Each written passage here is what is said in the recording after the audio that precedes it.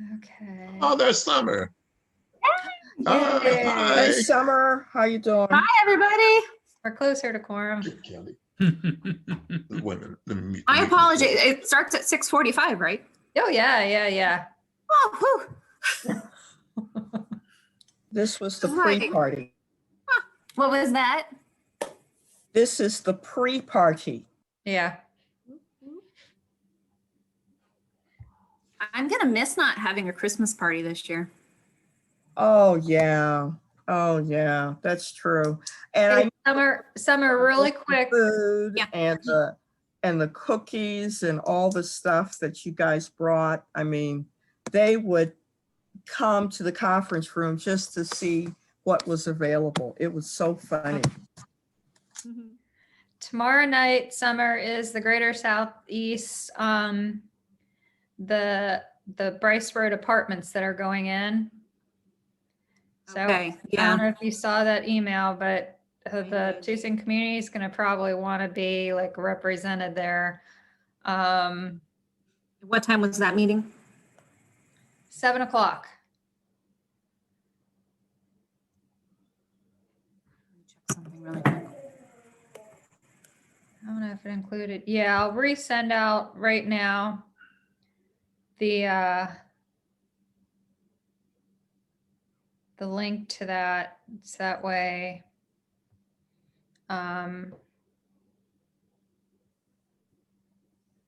Everybody will have it, or actually maybe I'll do it tomorrow. I can't find it right now. Oh, here it is. Wait. Or maybe not. Okay, so I meant, is Benjamin isn't on here yet with McNaughten.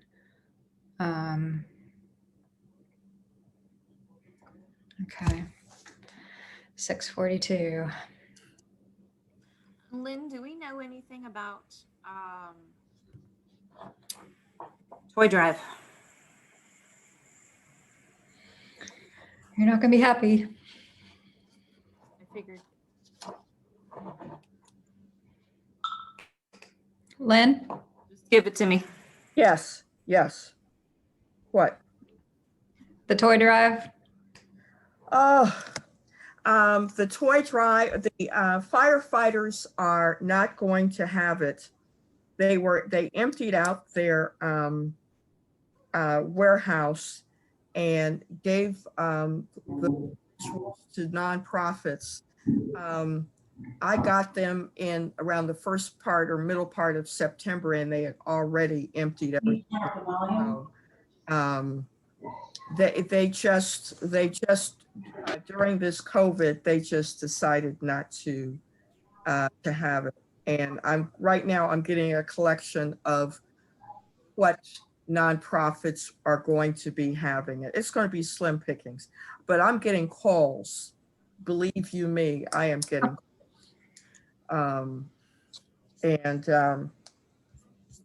I just talked to the social workers to see how we can kind of regroup through all this. You know, it's people are. I was getting calls as late as 9 o'clock last night, and people are just very stressed.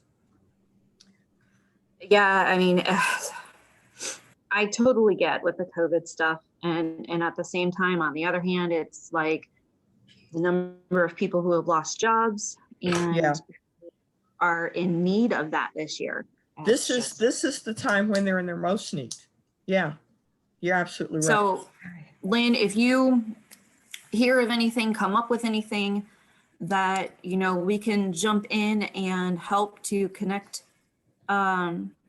people with necessities or toys this Christmas. At a cause célèbre, I will get on that, because there are some things that need to be disseminated into communities informationally.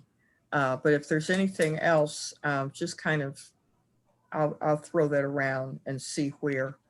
I'll check with CC Harris also and see what the rec centers are going to be doing or any others are going to be doing. And I'll let the community know, just for right now, what the status of that is, and to kind of stand by, because we're trying to identify other opportunities. Yeah, I will do that. Most definitely. All I know is I did get something from the social worker. I asked about Thanksgiving. There's something about Thanksgiving that I will send you guys. I don't know if it's turkeys. I don't know if it's goes Thanksgiving dinner. I don't know, but I will send it to you guys. And they're just starting to send me a list of things. Yeah, we talked today after the Eastland article about how much they're hurting with the high evictions, and we just kind of got on what we can do. Yeah. It's just so tragic. Well, I'm here. Just holler at me, and whatever we can do to make something happen, I'm all in. I know you will. Thank you, Summer. Thank you. Absolutely.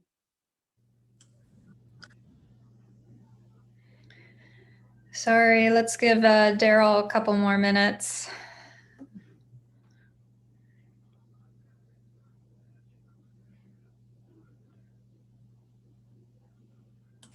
What's your quorum today? We need Daryl here because I'm coming on. okay.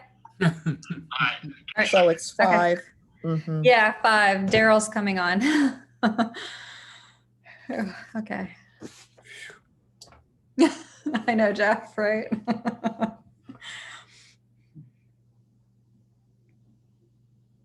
I mean, there's nothing else important going on tonight. I mean, why wouldn't everybody be here?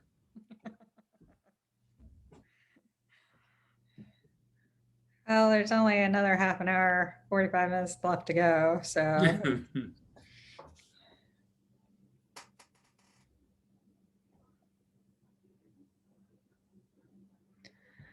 I had a problem with my sample ballot, and I was saying, oh no, I got to get in line, and probably a long line. I was so happy when the Board of Elections said they would accept it. Oh, Oh, really?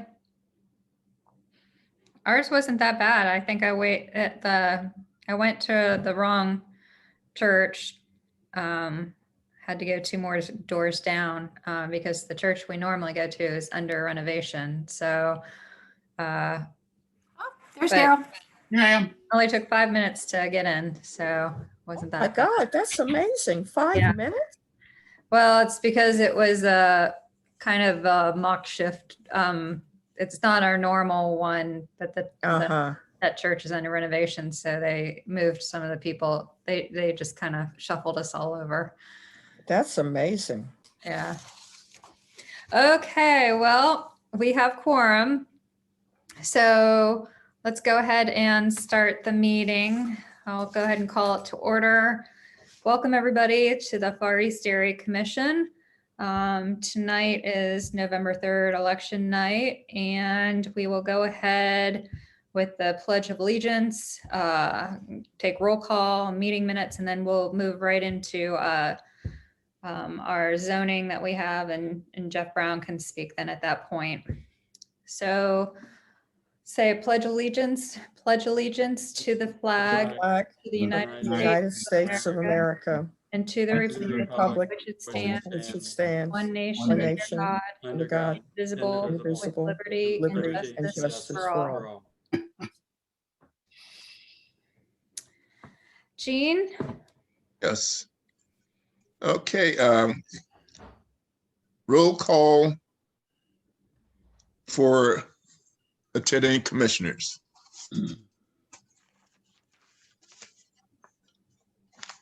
Commissioner Chamberlain, Here? Commissioner Monahan, Here. and Commissioner Johnson is excused. Commissioner Marshall? Are you Larry, with us, you're Larry? muted. Pardon me? Is You're Larry muted. muted? I'm here. Okay, thank you, Larry. Yours truly, Tyreek here. Commissioner Jones, excused. Commissioner Holmes Here. and Commissioner, let's see. Commissioner Johnson is excused. Got that one. Commissioner Jones Harris is excused. Well, I don't know. I need to find out from her if she's working the polls or not. No. Oh, okay, then you'll get back to me on that. Yeah. Thank you. And Commissioner Donnelly is excused, working the polls. Okay, thank you. Okay. I'll make a motion to approve the former meeting minutes for October. Did all the commissioners have a chance to review? Second it. Okay, Chamberlain first, Chamberlain, Holmes second. okay. We had a motion, which was second, to approve the October minutes. All approve, yes vote. Those who disapprove, no. Commissioner Chamberlain, Yes. Commissioner Monahan. Commissioner Monahan, do you approve of the October minutes? Yes. Commissioner Marshall, Yes. yours truly, yes. Commissioner Holmes, Yes. motion approved. Great, thank you. Larry, do you want to give us a introduction for GC 20-085? Yeah, Jeff Brown is here. Daryl, did you have a chance to look at that? Yeah. All right, you want to go ahead and, Oh, go ahead. Where do Alright, you want so- Jeff to Yeah, lead us Jeff- into it? basically what my interpretation of it is this, and that is that all that Jeff and his client are wanting to do is on the west side of Bryce Road, north of Broad Street, is to do what is on the other side where Menard and the apartment complexes are. Correct me if I'm wrong, Jeff. That's correct. So I that's it. I don't know what else to say. Jeff, you have the I've got a floor. little more detail. If you could just let me share the screen. I think you have the ability to do it. Okay. Alrighty. You're sharing your screen. Yeah, that's Lynn, Jennifer. That says you're sharing your screen. that can't be my screen. That's Lynn's screen. Oh, is that That's Lynn's Lynn's screen? Lynn's. I don't know how to get Lynn's screen viewing options. Let me see. I know, I Or- was looking too. We got to get Lynn to. Lynn, can you not share your screen?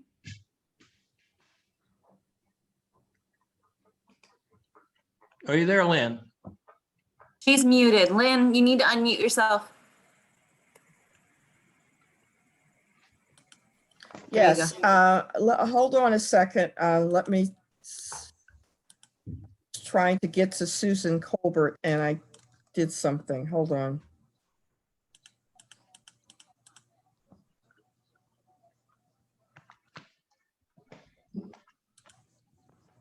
There we Okay, go. Okay. sorry. Hey, Jeff, can you try it? Alrighty. Hold on here.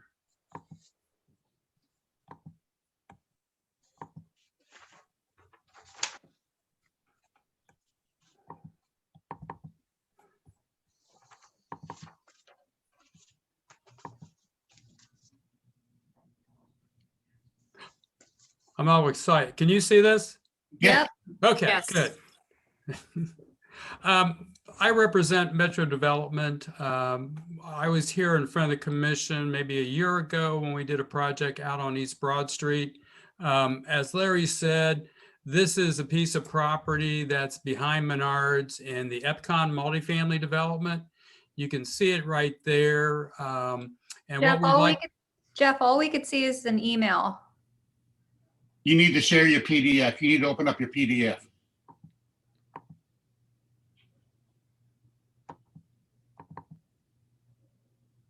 do you have that? There. go. There you go. Okay, thank you. Again, this is just shows the aerial. You see East Broad Street, you see North Bryce Road. So this property is behind Menards and Epcon's multifamily, and the Kroger is at the other corner. And so, as Larry pointed out, what we want to do is multifamily development. So you can see in this picture of our site plan, the Epcon units on the south side of Bryce. It's what you would expect, buildings up front. We've got detention there, and we've put the garages and ends of the units to the industrial that we have around us. Try to kind of shield that from what we're doing. And so we have filed a zoning request and a council variance. The council variance is just the perimeter yard along the north and west side of the property. There was a comment from the city. They asked us if we could bring the buildings closer to the street. So there may be some change in that. The city, seems to want to bring things closer to the street as opposed to the normal setback, which is what we're showing there. So that may change as we go through the review process. It's Jeff. 144 units. Jeff, why is the city wanting to bring it closer to the road? Well, they have that C2, P2 planning principles, Jennifer. And so what they usually want us to do is hide the parking. Right. And obviously we've done that, but there was a comment that they would like to see the buildings come even closer to the street. So I'm just reacting to that. What we show there is the normal setback, which is 50 feet. And so that's something, if they want, then we may have to adjust that and bring those buildings closer. The planners always think the closer the building is to the street, therefore the more walkable it becomes. Okay. And as you see, we've got a sidewalk that we would do, and also we've got a walking path that goes around the detention pond. If you're interested in the units, we've got one bedroom here that's $995, 1 bedroom, 1 bath. 2 bedroom, 2 bath, approximately $1,125. And then this is the typical elevations that we have in the clubhouse amenities with the pool and everything like that, exercise facility, kind of a meeting room, business center, and everything. So I think you've kind of seen this package before with Metro. One other thing, if you're interested, I think there is a property owner that is online. If he has something to say, we do have 2 letters from the owners of these 2 parcels. If you're interested, I can pull these up hopefully and share them.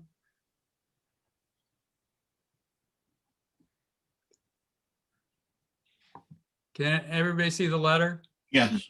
Okay, this is from the person who owns the piece of property that's up against Bryce Road. He also owns the development office warehouse to the north.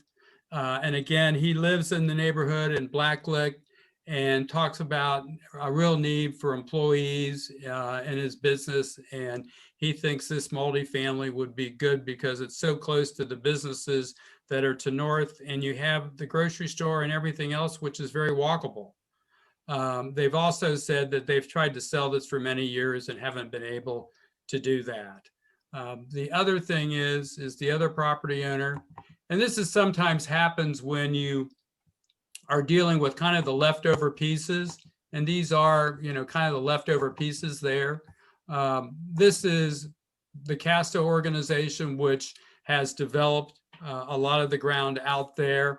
Again, they have built the East Point Lake Apartments, which are to the east, and they've been very successful with that. And they've had very little interest from other users, they said, for over the last 15 years. So again, they think this is an opportunity with all the employment centers that you have along the East Broad Street corridor. People, again, with all this stuff that's going on COVID, want to be close to work and close to everything else and have some outdoor space. And so what we're proposing to do, I think, meets all that and is an appropriate land use. So I think Mr. Bauman's on if he wants to say something, if that would be all right, Larry. Fine.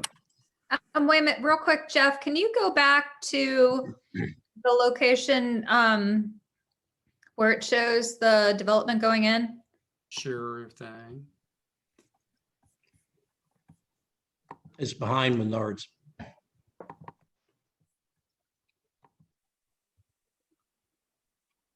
Can everybody see this? Yeah. Yes. Okay. Okay. Okay. Is there, would you be able to send me those 3 slides, maybe showing like the elevation, the. Sure, I'll just send you this, the whole packet, Jennifer, no Okay. problem. Okay, thank you very much. I'd like to send that out to the community. Okay. And then you could go ahead, did you say? I think Mr. Bauman Bauman? is Yeah. there, who's a local property owner. Yes, hi. Can everybody hear me? Yes. Yes. Okay, hi. My name is Joe Bauman, and I'm the owner of MJ Bauman Plumbing Company. We're located at 6400 Broughton Avenue. So we are probably like a 1-minute drive from the proposed apartment complex. We have, I've been at that location since 2008, and we have about 87 employees right now. And like I said, we are a plumbing company. The average age, I think, of our plumbers, it's like 55, 50 years old. So we've made a really concerted effort to try to hire some younger guys and do some recruiting and things. I just think this would be a great opportunity for some housing that would be near our office. The guys have to come there, get their vans in the morning, load up. And I just think with the price point and everything, it would be a really good opportunity for not just, my business, but a lot of the other businesses in the area, just for some good, nice housing. So anyway. Yeah, Mr. Bauman, not to misdirect things, but do you have an apprenticeship program for Yes, we are a part of the APHC apprenticeship program. It's a 4-year program, and it gets the guys geared up to be able to take the test after 4 years to get their plumbing license. Excuse me, Mr. Bauman, if Jennifer is open to it, we could probably use that information, put in our next newsletter. Sure, if you would like to send that to me. Right. It's jchamberlain@fareastac.org. Yeah, Mr. Bauman, what we're interested in is what you're providing is like a vocational for the younger individuals. And this is what we need in the community. Education to provide them with an income and redirect them into a trade. Right. Yes, I agree.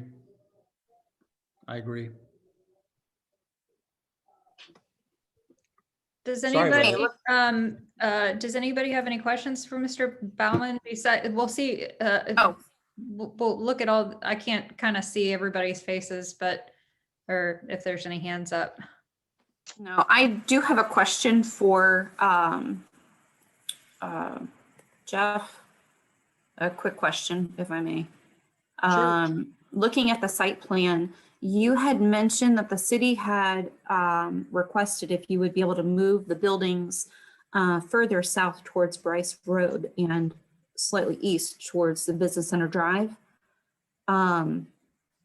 Will that shift basically the entire plan forward? Or in that back parking lot area, are you going to allow for I guess, more concrete surface area? Or are you going to pull those garages forward as well? I mean, I think if we move, if the buildings forward to the extent that we can move everything else forward, if the geometrics work, we would do that. Okay. And then what is going behind the, are you going to have a tree line there, you said, separating? I mean, if you drive by that site, it's fairly wooded. So to the extent in terms of the north property or the west property there, if there are any existing trees that we can save and incorporate it, obviously we'll try to do that. But we kind of purposely did ends of the buildings because obviously those don't have windows. And we also put the couple garage buildings that we have along that north property line, kind of to act as a buffer. Okay. Yeah, I would love to see anything that could be saved from the land to be used, but Yeah. Because we are running into a lot of problems with the development taking away from natural habitats. So that would be great if you wouldn't mind making, you know, just no, that I note. mean, Yeah, I another one of think the the issues, of answer is to course, where you do it. It doesn't work, you know, obviously when you look at the piece behind the pond, that's not going to change, but the stuff that's in the middle and to the east, I would assume if we move those buildings up, then we'll increase that space back there.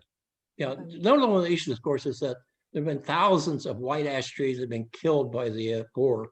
And what we need to do is encourage increasing the green canopy Yes. Yes. so that you're replacing, you know, like I said, the white ashes. Right. Well, And you know, the Jeff, thing, there- I live in an older neighborhood, and the thing that kind of blows your mind is that trees have a natural life cycle. And so you have to constantly plant new because sooner or later, the stuff that's there is going to die out. Jeff, is there going to be sidewalks along there? Yes. Okay, so Do you along. see that little white strip there, Jennifer? The city requires us to do that. And what we've done is also put a path around the pond. I mean, we find if you do that, then people will use it and, you know, walk around there. And you see there's internal sidewalks too. Okay. I think the city plans to have a multi-purpose path along Broad Street. Will this have some type of connectivity to that? I don't think it's. Well, it isn't adjacent, Larry, but I mean, we will provide along the perimeter, the public street pathways, perimeter, a right. sidewalk, so. And I don't remember how much further down Bryce there are. I know Menards has a pretty tall fence behind their whole facility. Mm-hmm, they do. They do. Okay. I have a quick question for Larry. I know that this is from a technical point of view.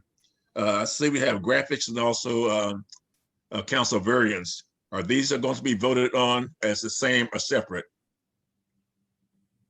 I think that was a typo on the agenda. It's Z20-085 is the zoning, and then it's CV20-096 is the council variance.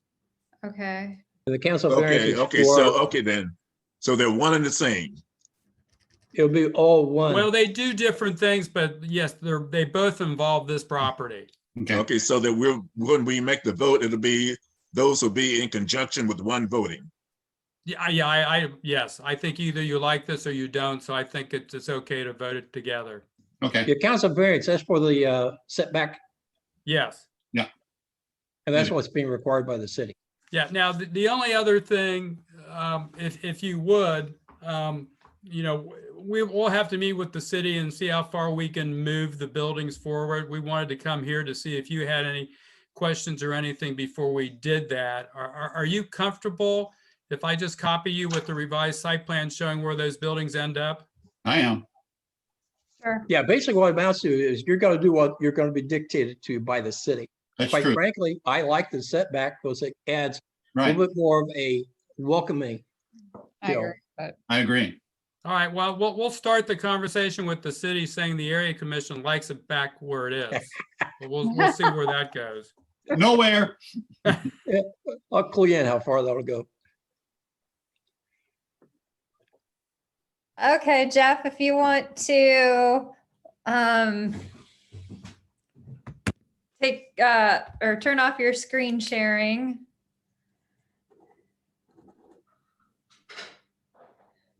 Okay.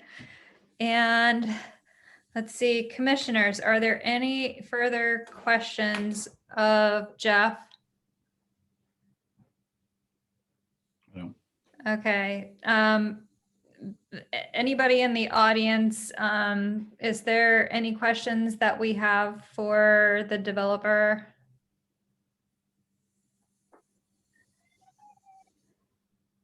Okay. Note that if there Well, is Commissioner, anyone, since we have no question, I'd like to make a motion. actually, if I may, in case anyone is objecting, I just want to make a note that we have many people on mute. So if anyone did have any questions from the community, please unmute yourself. Or Thank you, Summer. put it into the chat. Yes. I just wanted to make sure we didn't accidentally overlook anyone. I agree. And Chair Chamberlain, if I may make the suggestion, we have a number of individuals here. If after the zoning, whatever, they could be so kind as to possibly say, hi, I am so-and-so, this is where I'm from. Is that possible? That would be great. Hello, my name is Susan Colbert. I just have a quick question. I live over off of Bryce and Tussing.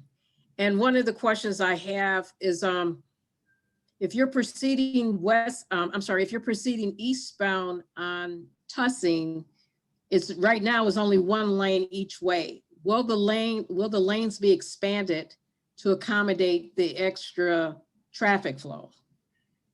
Ma'am, this site's on East Broad Street. It's not anywhere near Tussing Road. Oh, I thought you were talking on Bryce and Tussing. Well, this is something called North Bryce Road. Mhm. What So- happens is Bryce Road actually ends just north of Main Street, and then it's picked up over by Menards. But to answer Gotcha, your okay. question is that Tussing will never be widened. Okay. All right, thank you. Okay, that's all I need. I'm not sure about Broad either, but that's like, Yeah. Okay, if there's no further questions, then I would like to see if somebody could make a motion. I'll make a motion. To Well, accept. now, Madam Chair, I'll make that motion. Okay, so Marshall first, Tyree second.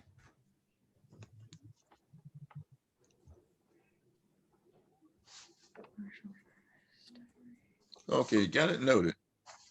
Okay, we had a motion which was second to approve. This will be in combination, GC 20-85. Well, it would be Jean, it's Z20. GC 085.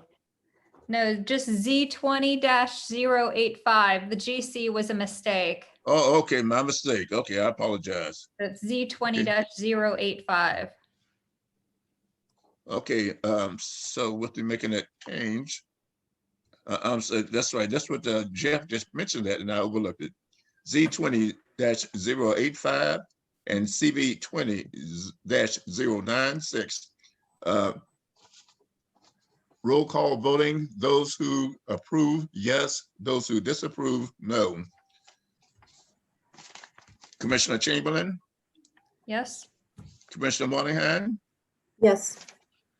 Commissioner Marshall, Yes. yours truly, yes. Commissioner Holmes, yes. motion approved. Thank you very much. Everybody stay safe. Thank too, you. Jeff. Thank you. Good night. Send more development our way, Jeff. I'll try. Okay. I'm not ready to retire yet. All right, good. Thank you. See what you could do about Eastland Mall. Yes. And Mr. Bowman, Well, we this thing worked on with the the apprentice original program is Easton, good. so it would be nice to come back. All right. Take We'll look care. for you. We'll look for you. And Mr. Bowman, this thing with the apprentice program is excellent. I was involved in ensuring the Northeast Ohio Carpenters Training Center a long time ago. And excellent job for vocational training individuals, getting them ready to go out into as a vocation.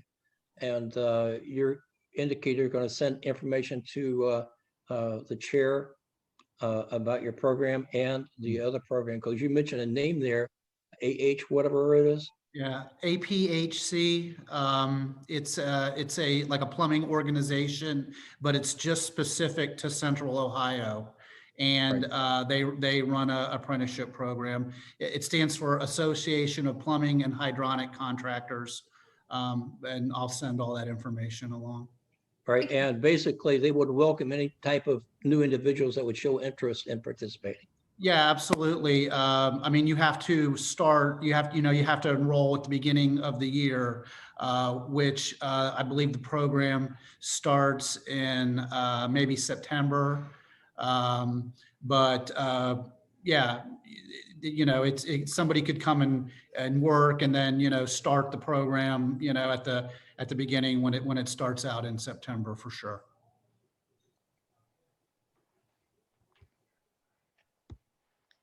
Okay. Do you have my email address? Yeah, is it jchamberlain@fareast.org? fareastac.org. Fareastac.org. Yep, I have it. Thank you. Thank you very much. You're welcome. Thank you for listening to me. I appreciate it. Thank you. You're welcome. Susan Colbert is going to be our next speaker, but first, we have, I know Benjamin is here for McNaughten, and he'll be speaking after Susan. Anthony is here with the Greater Southeast Area Commission. I see that we have the Fire Station 35 on here. Brandon, is that you from the Tucson community?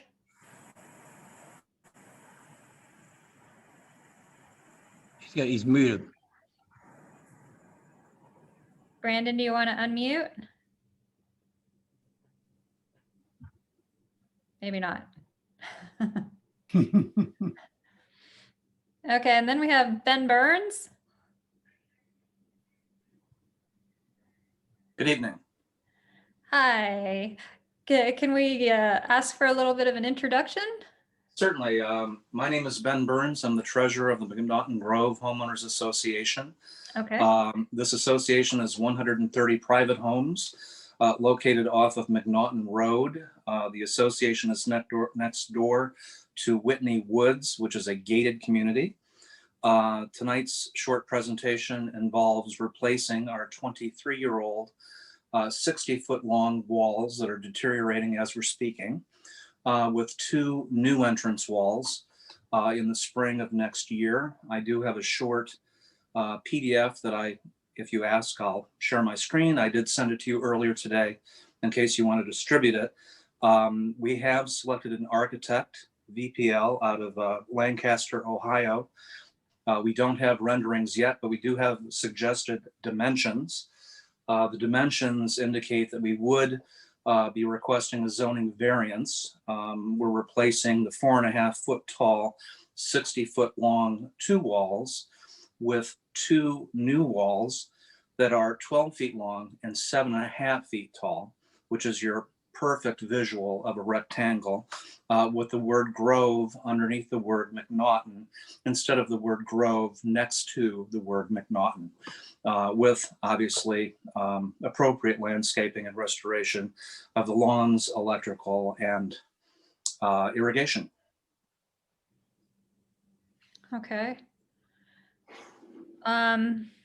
So when do you think you're going to have your CV applied for?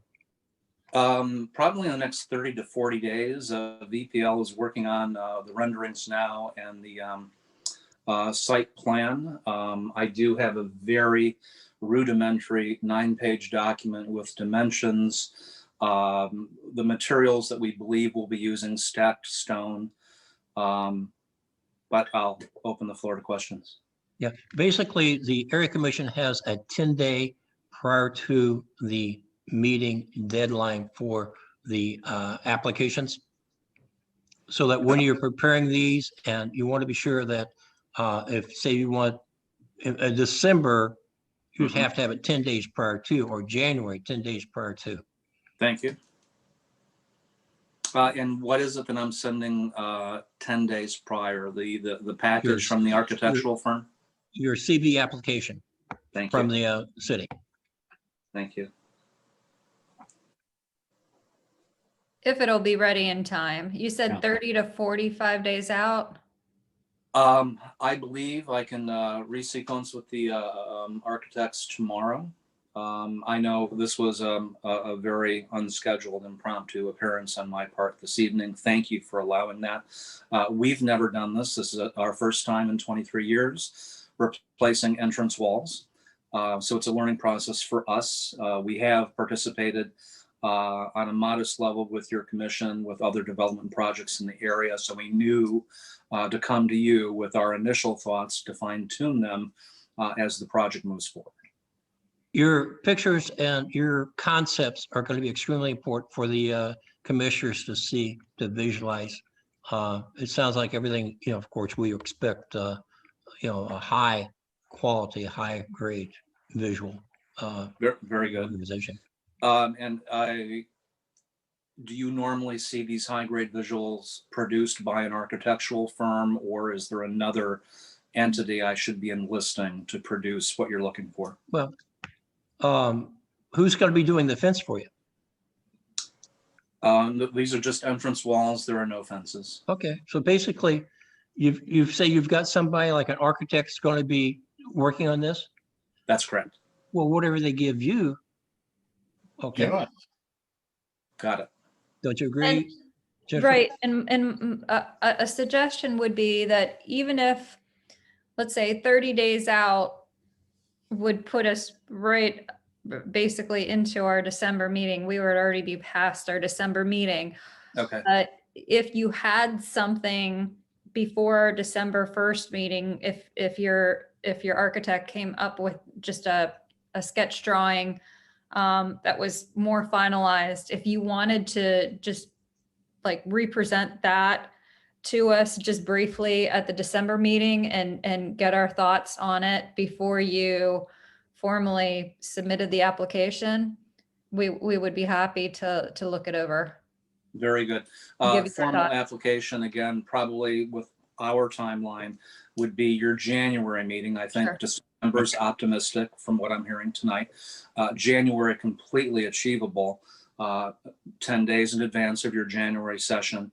I would send the documentation to you and then be prepared to share it via screen share. Is that correct? Sure, that would be great. Yeah. All right. Jennifer, I hate to do this. I have a call I have to make. Okay, thank you. Thank you for joining us, Larry. Anything else tonight? I think so. So you're good to go then.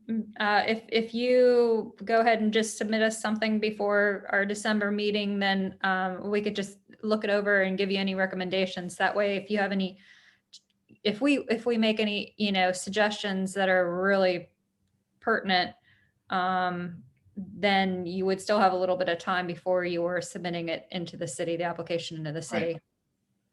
Got it. And we would be submitting prior to your January meeting for your final review, and then obviously then submitting it to the city for actual approval.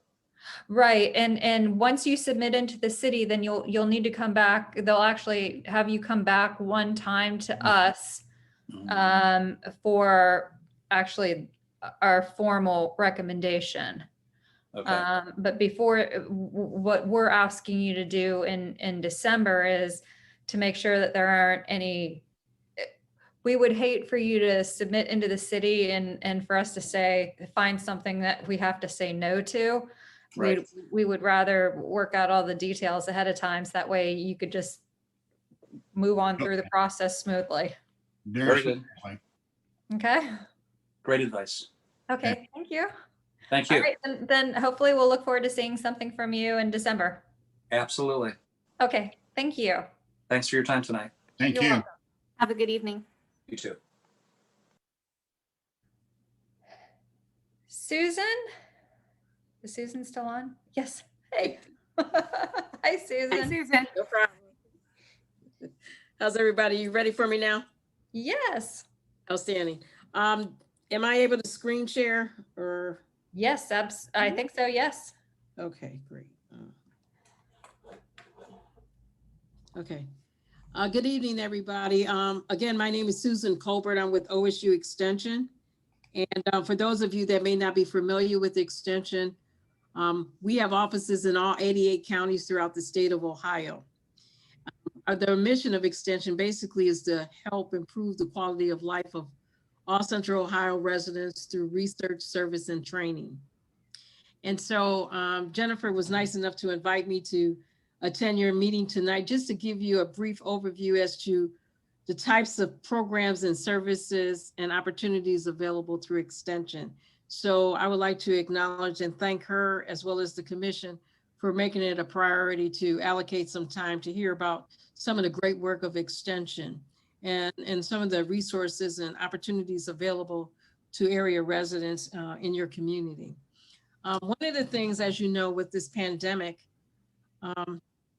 one of the sad parts of that we've learned as a result of this pandemic is, prior to the pandemic, 40% of Americans didn't have an emergency savings fund. They didn't even have at least $400 set aside in case of emergency. And that's why it's so, the situation is so dire, because a lot of families are facing evictions and foreclosures and job loss and all that kind of stuff. So one of the things that Extension is trying to do is to try to be proactive. And so we try to educate and empower residents with the knowledge, resources, and skills that they need to know in order to become, economically and financially stable. And so one of the things I want to talk to you briefly about is the importance of saving today can save you tomorrow, and the importance of having an emergency savings fund. And this is how we can help your neighbors in the community try to, become more financially stable by saving on a regular basis. And I want to talk to you about some of the opportunities that are available to residents that a lot of folks aren't aware exist. But one thing I want to start the presentation out is with a quote by Warren Buffett.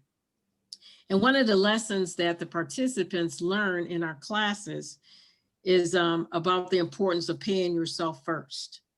And the quote basically is, do not save what is left after spending, but spend what is left after saving. Most people pay their bills, and what's left, they try to save. But in most cases, it's very little, if nothing, is left. And so what experts recommend is that you pay yourself first and take 5 or 10% off the top and try to live off of the remaining balance. And so that's something that families need to be cognizant of. And so here's a prime example.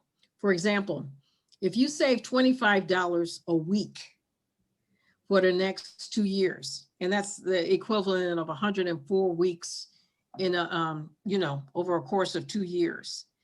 Well, if you save $25 a week, you can by right save up to $2,600. If you increase that to $50 a week, that's as much as $5,200. Or if you save $75, that's as much as $7,800. And so experts suggest you have at least 3 to 6 months gross wages on reserve in case you lose your job. Because as sad as it is, these landlords still expect to get their rent. Your mortgage companies is still expect to get that mortgage payment.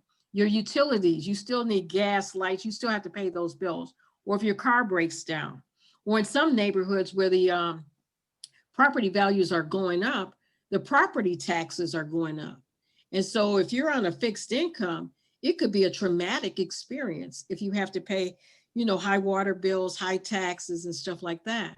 And so what we're trying to do is encourage people to be proactive and set money aside in case of emergency so that you won't be blindsided when these kind of emergencies occur in that respect, or unplanned expenses occur. And so those are some of the things that we are involved in. I serve as the Community Engagement and Expansion Program Director here in Franklin County.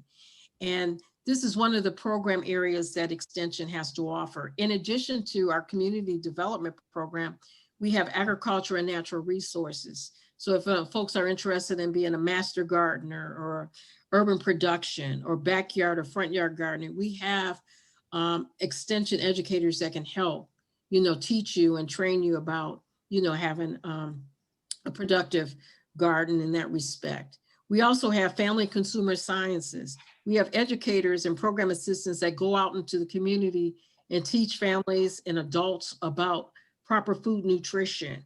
And they have cooking demonstrations and teaching people how to read their label and how to help them stretch their food stamps or their monies from the beginning of the month to the end of the month.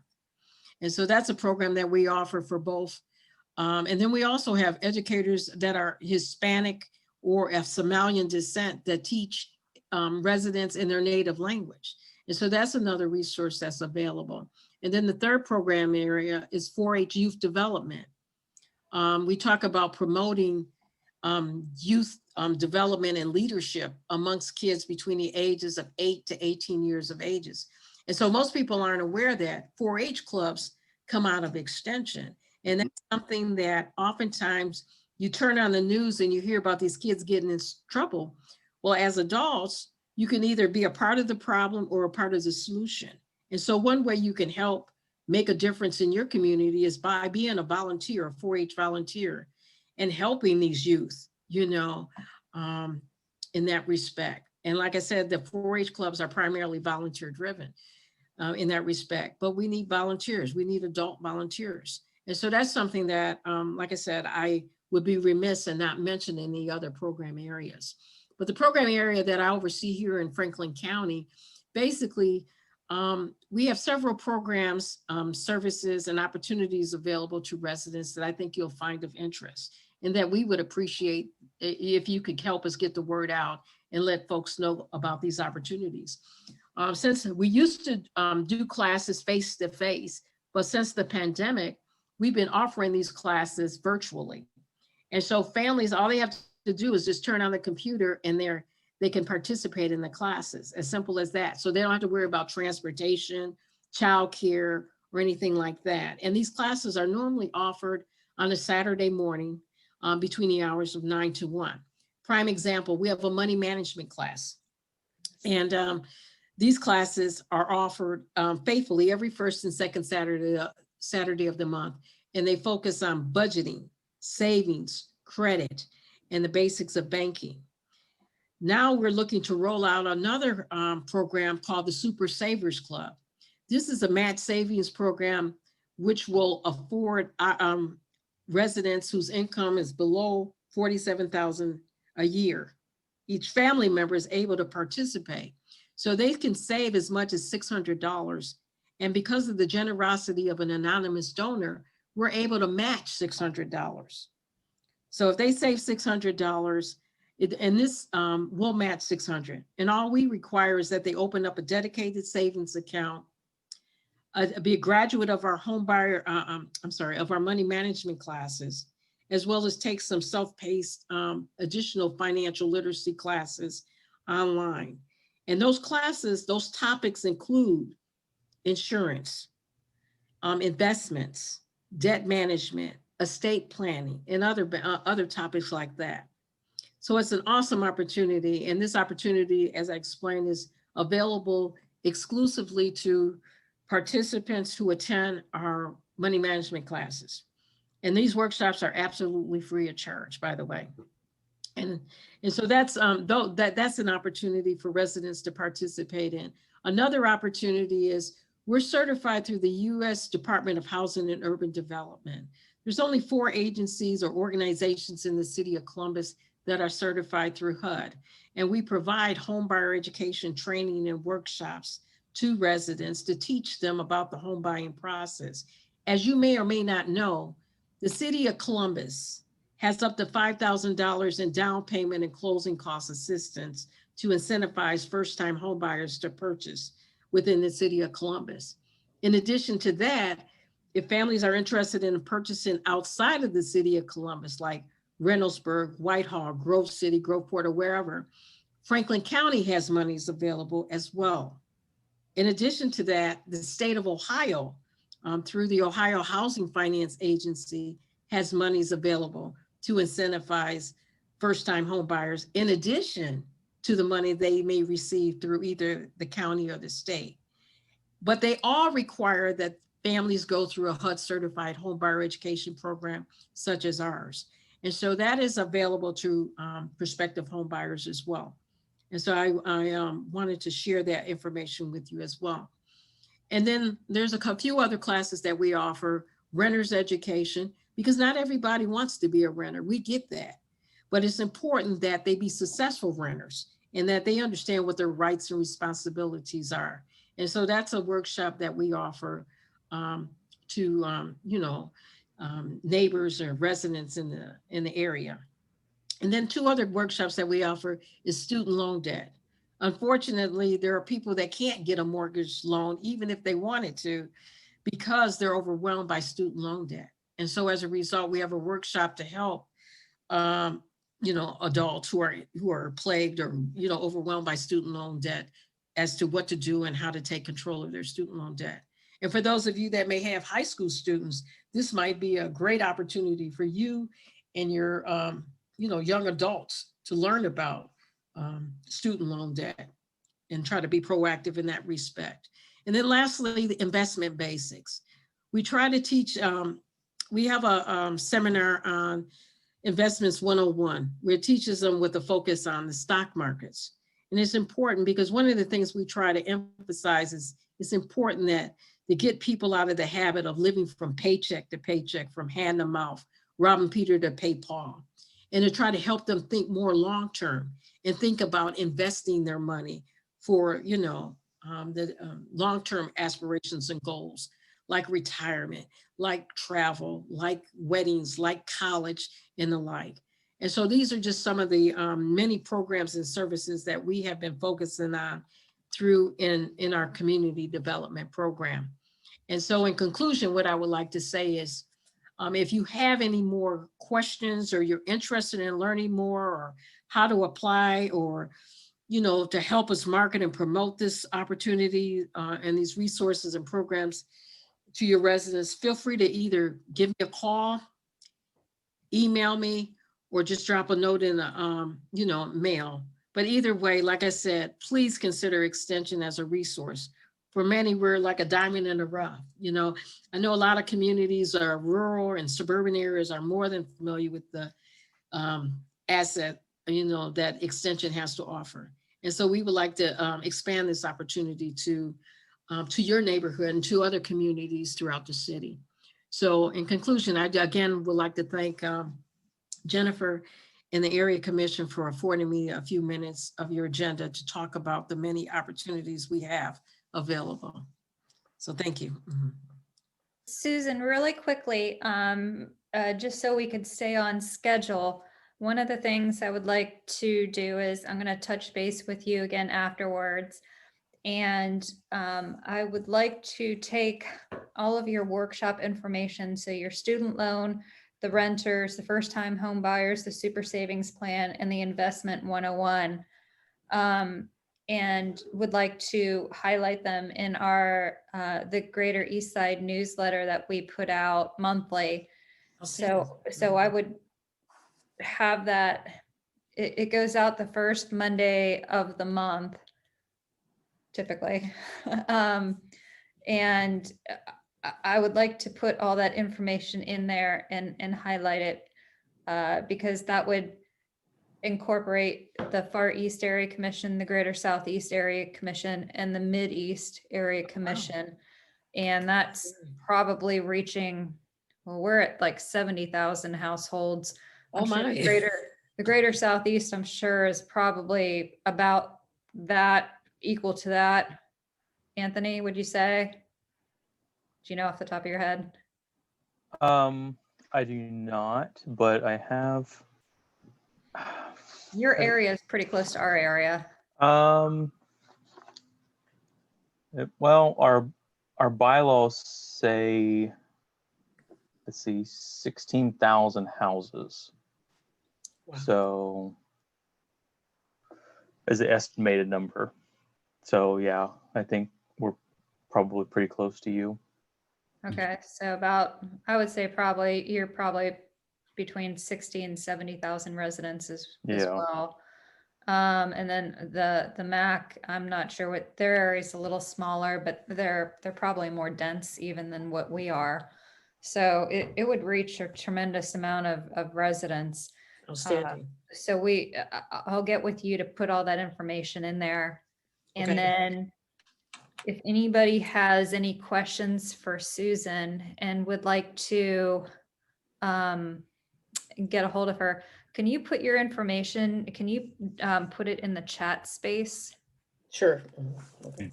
And Jennifer, while we're doing, Susan, don't leave out 4-H. Oh, no, I Oh, did 4-H. it. I didn't forget Jennifer, 4-H. Thank For you. Jennifer. I thought I wrote them all down. Okay. No, but 4-H, yeah. That's I right. grew up with 4-H in Fayette County, so it's really good. Outstanding. Okay. Okay. Susan, I would absolutely, I plan to reach out to you. I would love for us to identify how we could get that information out to the Tucson community.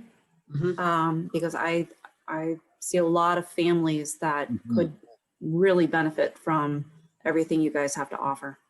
Outstanding. Outstanding. Well, we really appreciate the opportunity to, get the word out, because like I said, I feel it's like a diamond in the rough. And this is a part of the university's land grant mission to give back to the community. So definitely you utilize our services and programs, Susan, do you have contact in Linden already? Are you already in Linden? Not currently, but my office is located in Wyland Park. So we're not far from Linden at all. Okay. So if there's opportunities in Linden, please shoot me an email, let me know, point me in a direction as to who I need to talk to. Okay, we'll do. All right, thank you. Thank you all.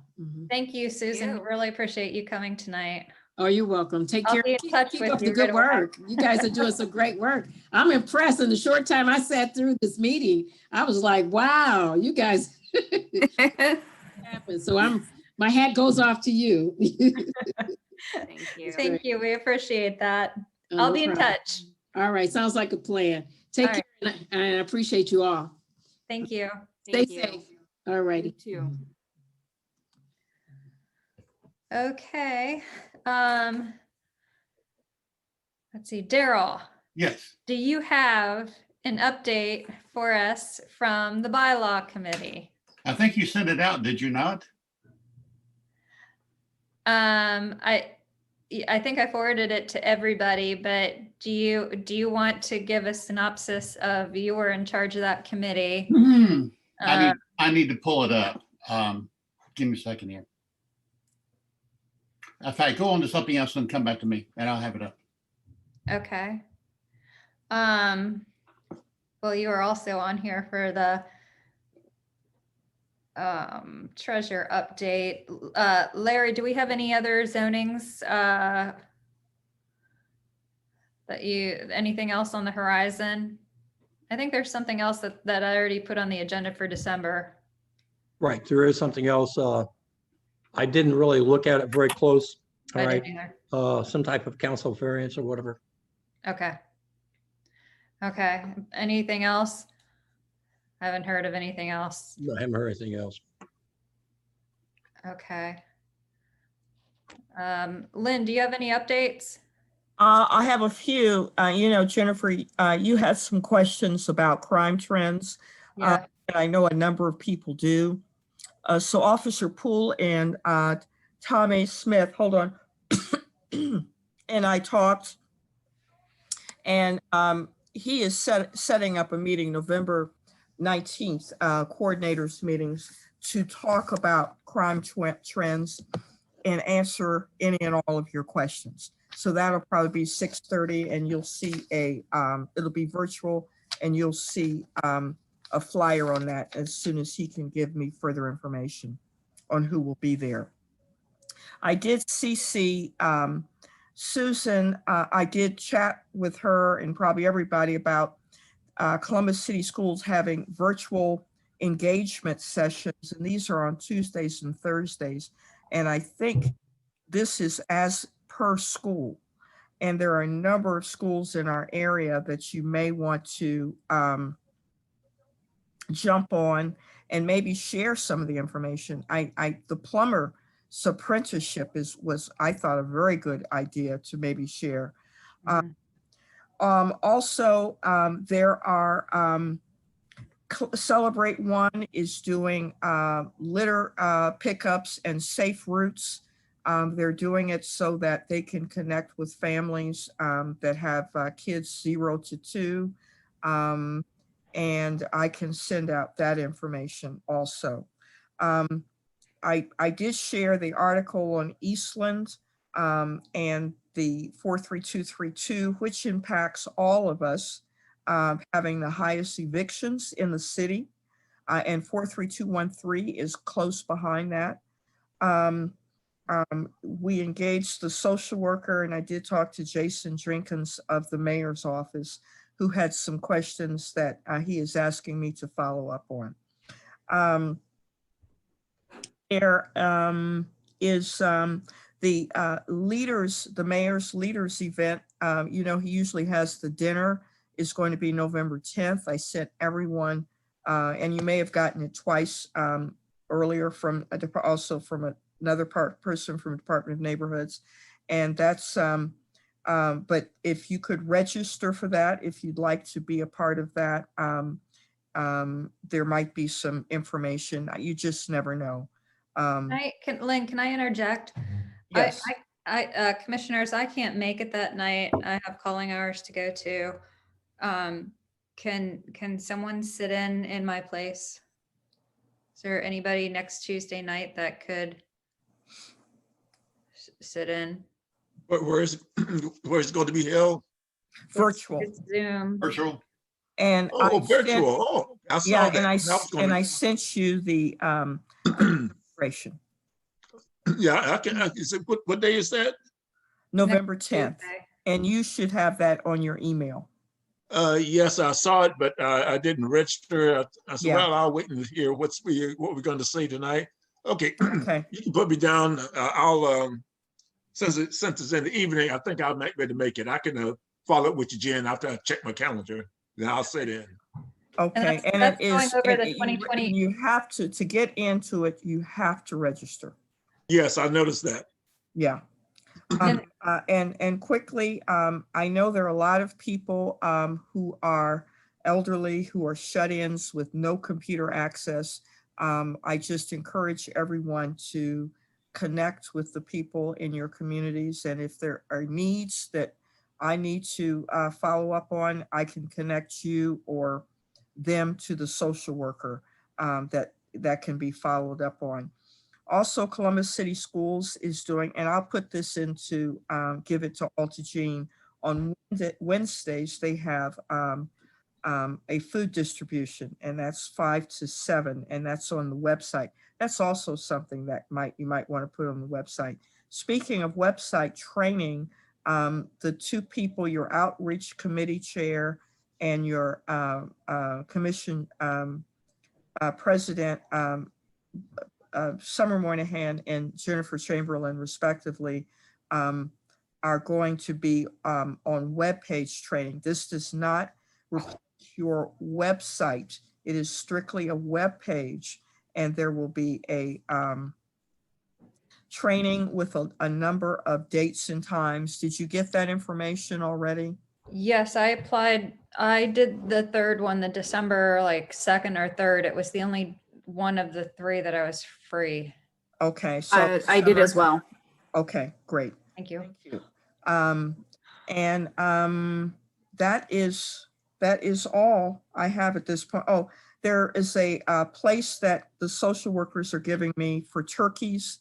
I will get that information to you. I don't know if it's turkey dinners or actual turkeys. And I know Summer has asked for a number of social service opportunities especially in the absence of the Firefighters for Kids toy drive. I will get all that information to everyone. Thank you. That's all. Thank you, Lynn. Whenever you're ready, Jennifer. Go ahead. Okay, Carol. bylaws, I hope you all have, the commissioners have a copy of it. You were sent it. What we've done is tighten language.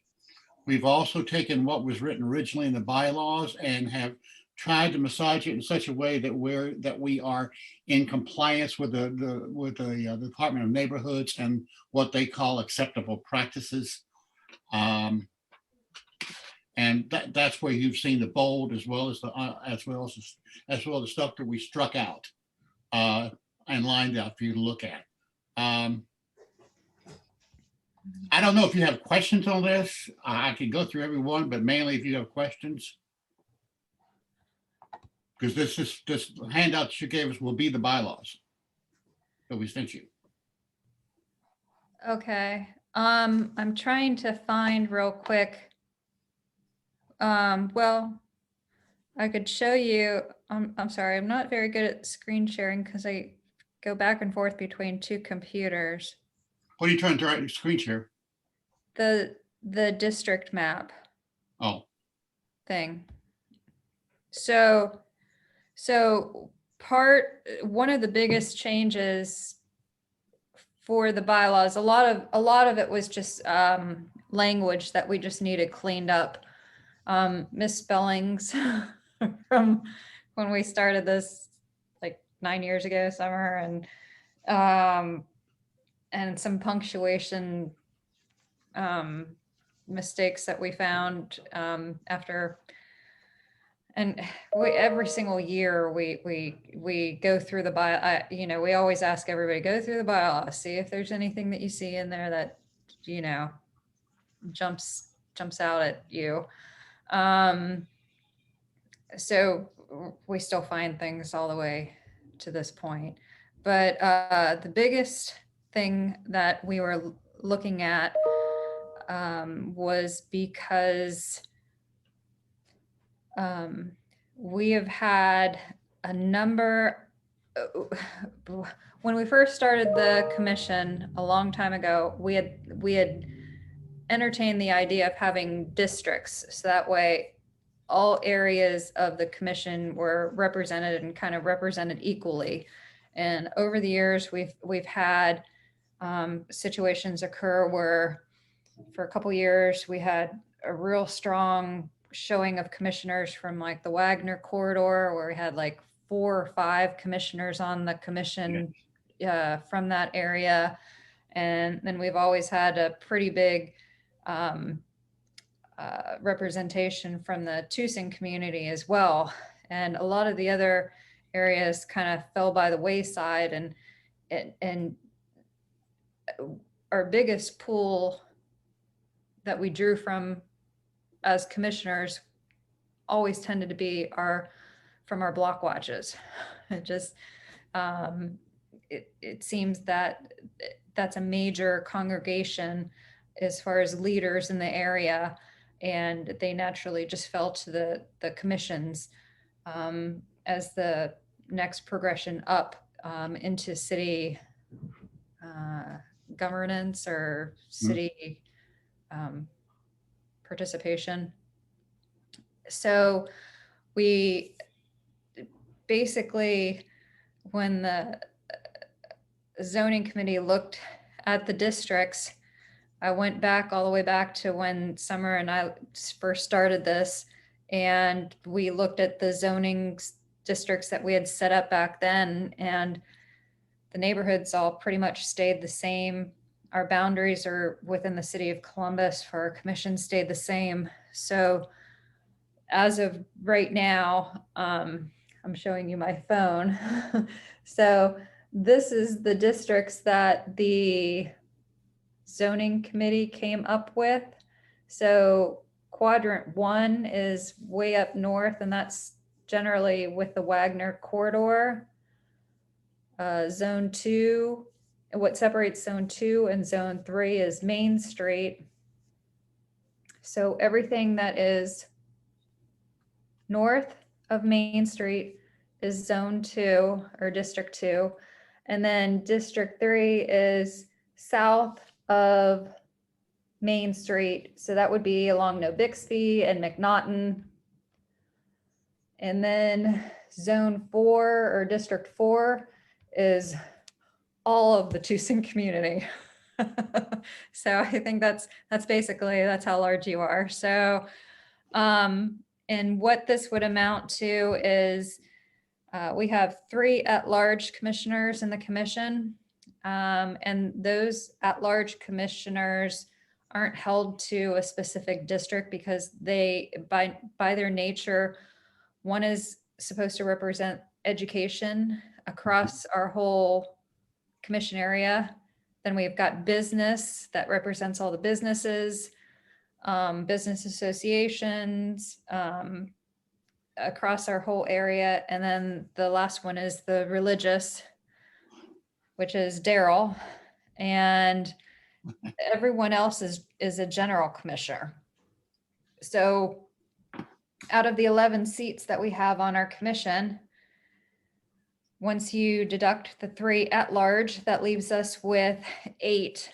And so it worked out that there was 2 per each district. So 2 from basically the Wagner corridor, 2 from north of Main Street, the like McNaughton, Bixby corridor, 2 from south of Main Street in that McNaughton, Bixby, and then 2 from the Tucson community.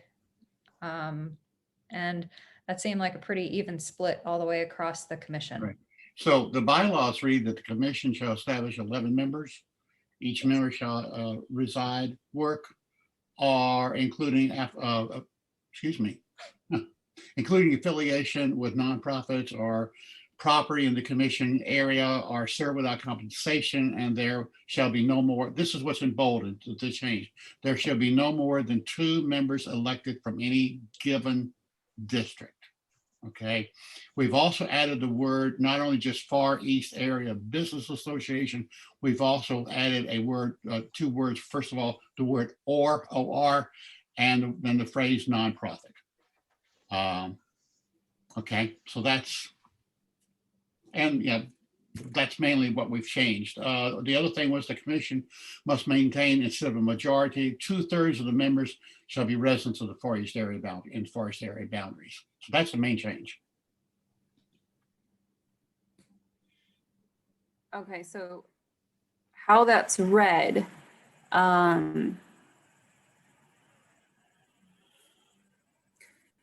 so if someone's in District 3,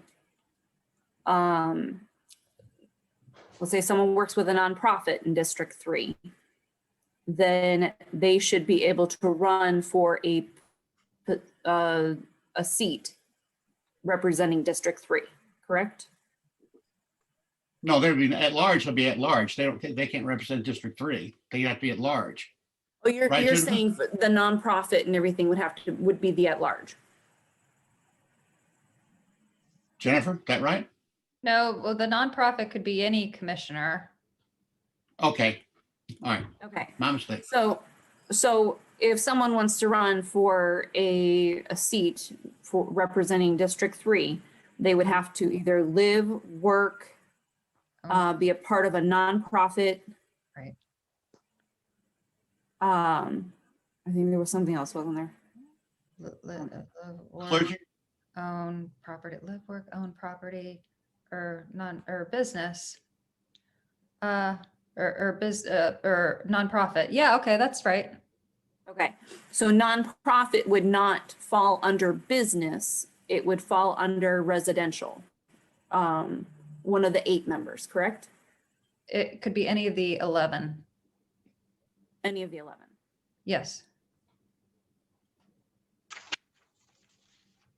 Okay. As long as that nonprofit fell within our area commission boundaries. Okay, but like any nonprofit wouldn't be able to represent schools. Well, in that case, that would become under education. Right. If you're running as a commissioner and you want to represent the schools, then you would do that under you as an at-large commissioner for education. Yes. So, but what I'm saying though is that you've got the 3 at large, or the three, yeah, At large. yeah, 3 at large. Mhm. But let's say the 3 at large are taken up. Are we saying that someone within any one of the 4 districts, whether, let's say they don't live there, but they work a nonprofit there, Mhm. they would be able to Run for a seat. run for a seat Yep. within that district? Yep. Okay, so I just want to make sure we're saying that that individual doesn't have to, they could either live, work, or be represented by nonprofit. Correct. But the only caveat to that would be that 2/3 of the members of the commission need to actually live within the boundaries of the commission. So So if a seat is taken up by an individual who, for any one of the districts, by an individual who doesn't live within the commission, then what's 2/3 of? so 8 of the commissioners, right? 7 or 8? 8 8. 8 would from the need to Far live, East area. 8 would need to live within our commission boundaries. Okay. Okay, and And I so think as of, our understanding or reasoning behind the nonprofit is that the nonprofit will be working for the interests of the East Side. Yeah. yeah. I just wanted to make sure that if someone had approached me asking me about whether or not they could run for a certain district, that I had it right, to be able to explain it to them. Mm-hmm. Mm-hmm. So that was it. Wonderful. Okay. Is that okay? So does that make sense to everybody? Is there any questions?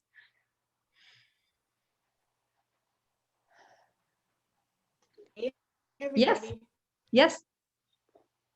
I have a question. My computer is acting a little wonky, but Hi. so was there a deadline to get the application in that's already passed, or what's that? 'Cause The I thought it deadline- was. Yes, the deadline that we posted was as a gauge to see after we spoke with the city attorney's office and how we would have a virtual election, given that that our meetings will still continue to be virtual probably for maybe some time, and that would extend to when our election is, to see how within our bylaws that we have, to see how we would conduct a virtual election. And the question came up, okay, well, are there even enough people who would participate in election that one would even need to be present? Because if there's not enough people running, then by the city attorney's office, then an election isn't necessary. So it was the gauge to see if there's enough interest and available seats to have an election to talk about. And so we had, I think, 2 or 3 people that were interested, and I think they are all from, no, one was in Junior Area 3, District 3. 2 were from the Tusing area, I believe. So the Tusing area right now is, if we pass the amendment to the bylaws, then the Tusing area is full right now. So there are no available seats that would be up for election, because there's only a certain amount of seats that are open for every election. 1/3 of the commission seats. and District 3 would be full as well. It's District 2 and District 1. District 2, we don't have anybody. In District 1, we have one person. So first, the gauge was there that, okay, possibly we might need to have an election. But part of it's going to be based on whether or not we implement the amendments to the bylaws, which would be the districts. So at this meeting,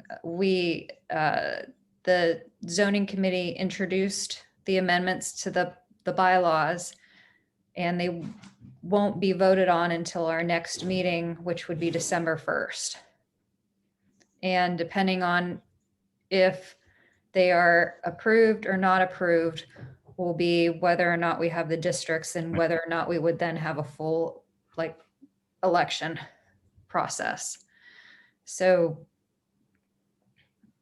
kind of right now, things are up in the air until we can vote in December on the bylaw amendments. Thank you. I know that. It makes sense though. It Does it? perfectly good. Yeah, it does. It does. Okay, we just need to kind of we're assessing things in steps. And then if we do end up, if there are open seats that are available that commissioners, that there are more people running than there are seats available, then we will have some type of a virtual election.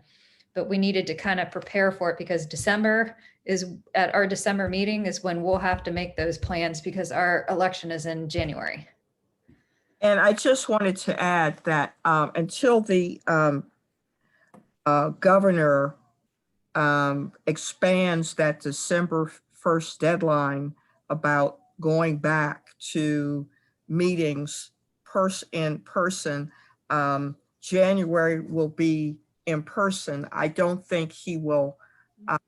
I think you'll probably make that change, but just think of that in terms of in person till it's changed.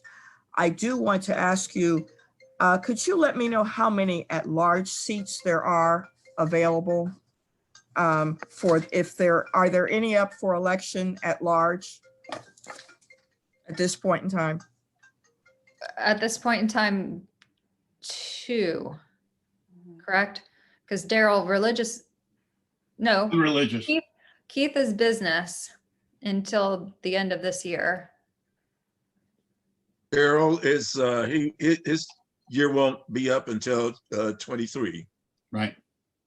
And the education, their expiration date was December 31st of 2019.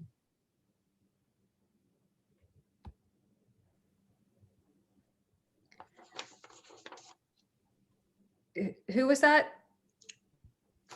That was The Keith. education at large No one's at, expiration date was December the 31st of 2019. And that's one of the vacancies.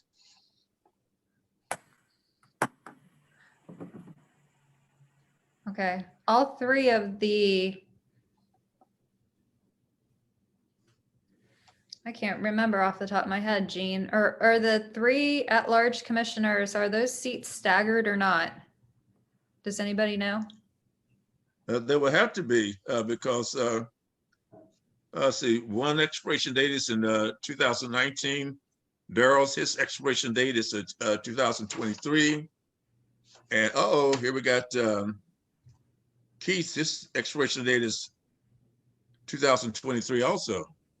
Yeah, because what happened was, I think they're all the same. They were all the same because what ended up happening was we had them all being 1-year terms when we started the commission.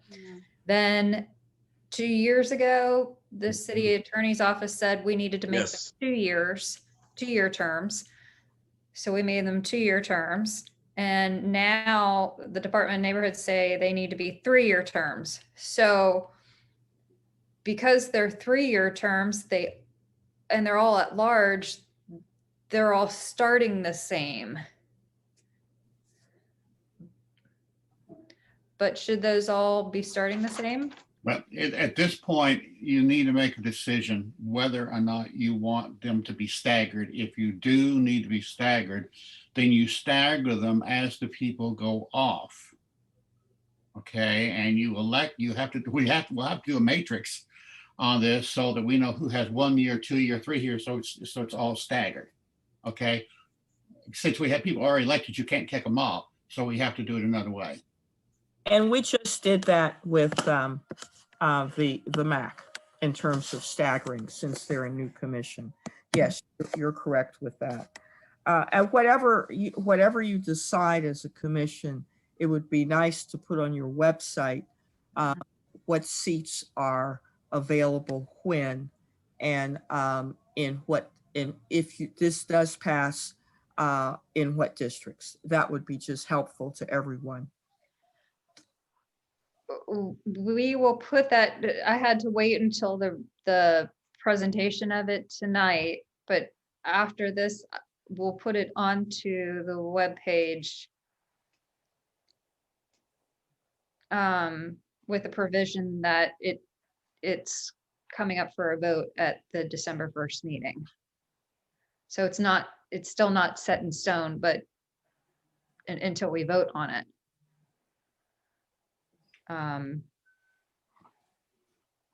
But we could put it up there provisionally. Yeah, we can. Would that work, Lynn? Daryl just said we cannot. I wouldn't put it up provisionally until it passes, but you can, in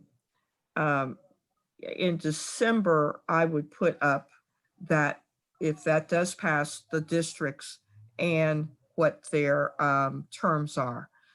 You don't want to confuse anyone. And then once that happens, whatever is open is what is voted on in terms of who is not who is eligible, but who may want to run. Then you could make that notification on who may want to run, so everybody can have that opportunity.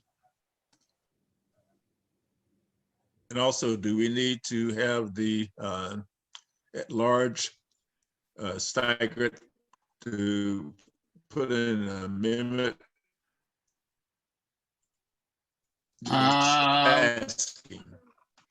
Gene, we can put a statement if we need to that says at-large members will be in staggered classes.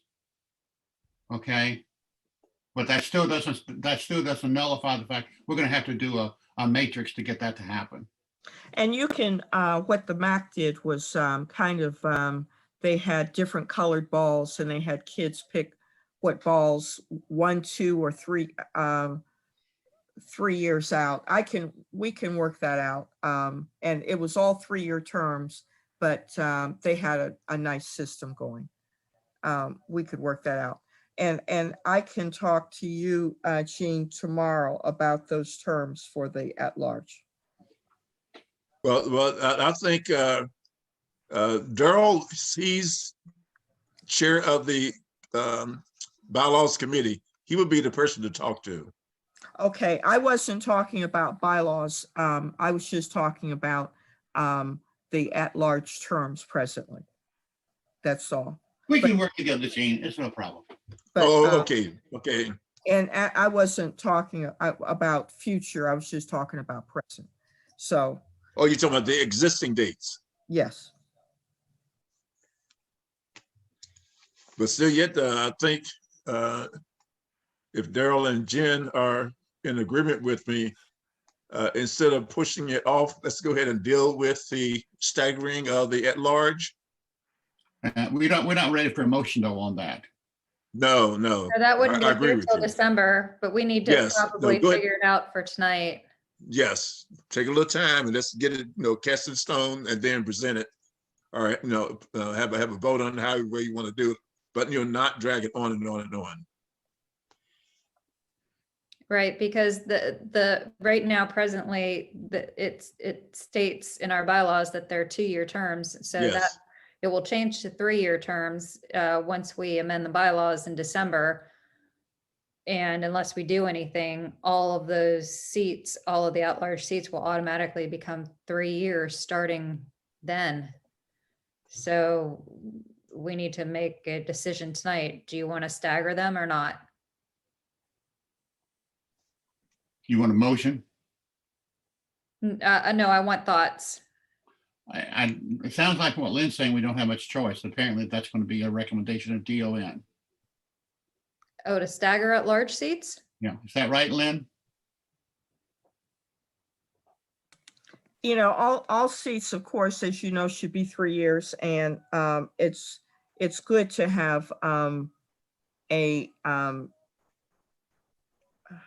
it's good to have staggering. It helps the flow of the commission. Not everyone is off at the same time. It benefits the commission greatly. But if you have two 2023 seats for at large, and what's the other term, Gene? Let's see. The education has been open since 2019. So that's who you need to run. That's right, right? Right, but we don't have anybody to run for it. Okay, well, all right, you appoint those seats, you don't run, right? The at-large seats are appointed, right?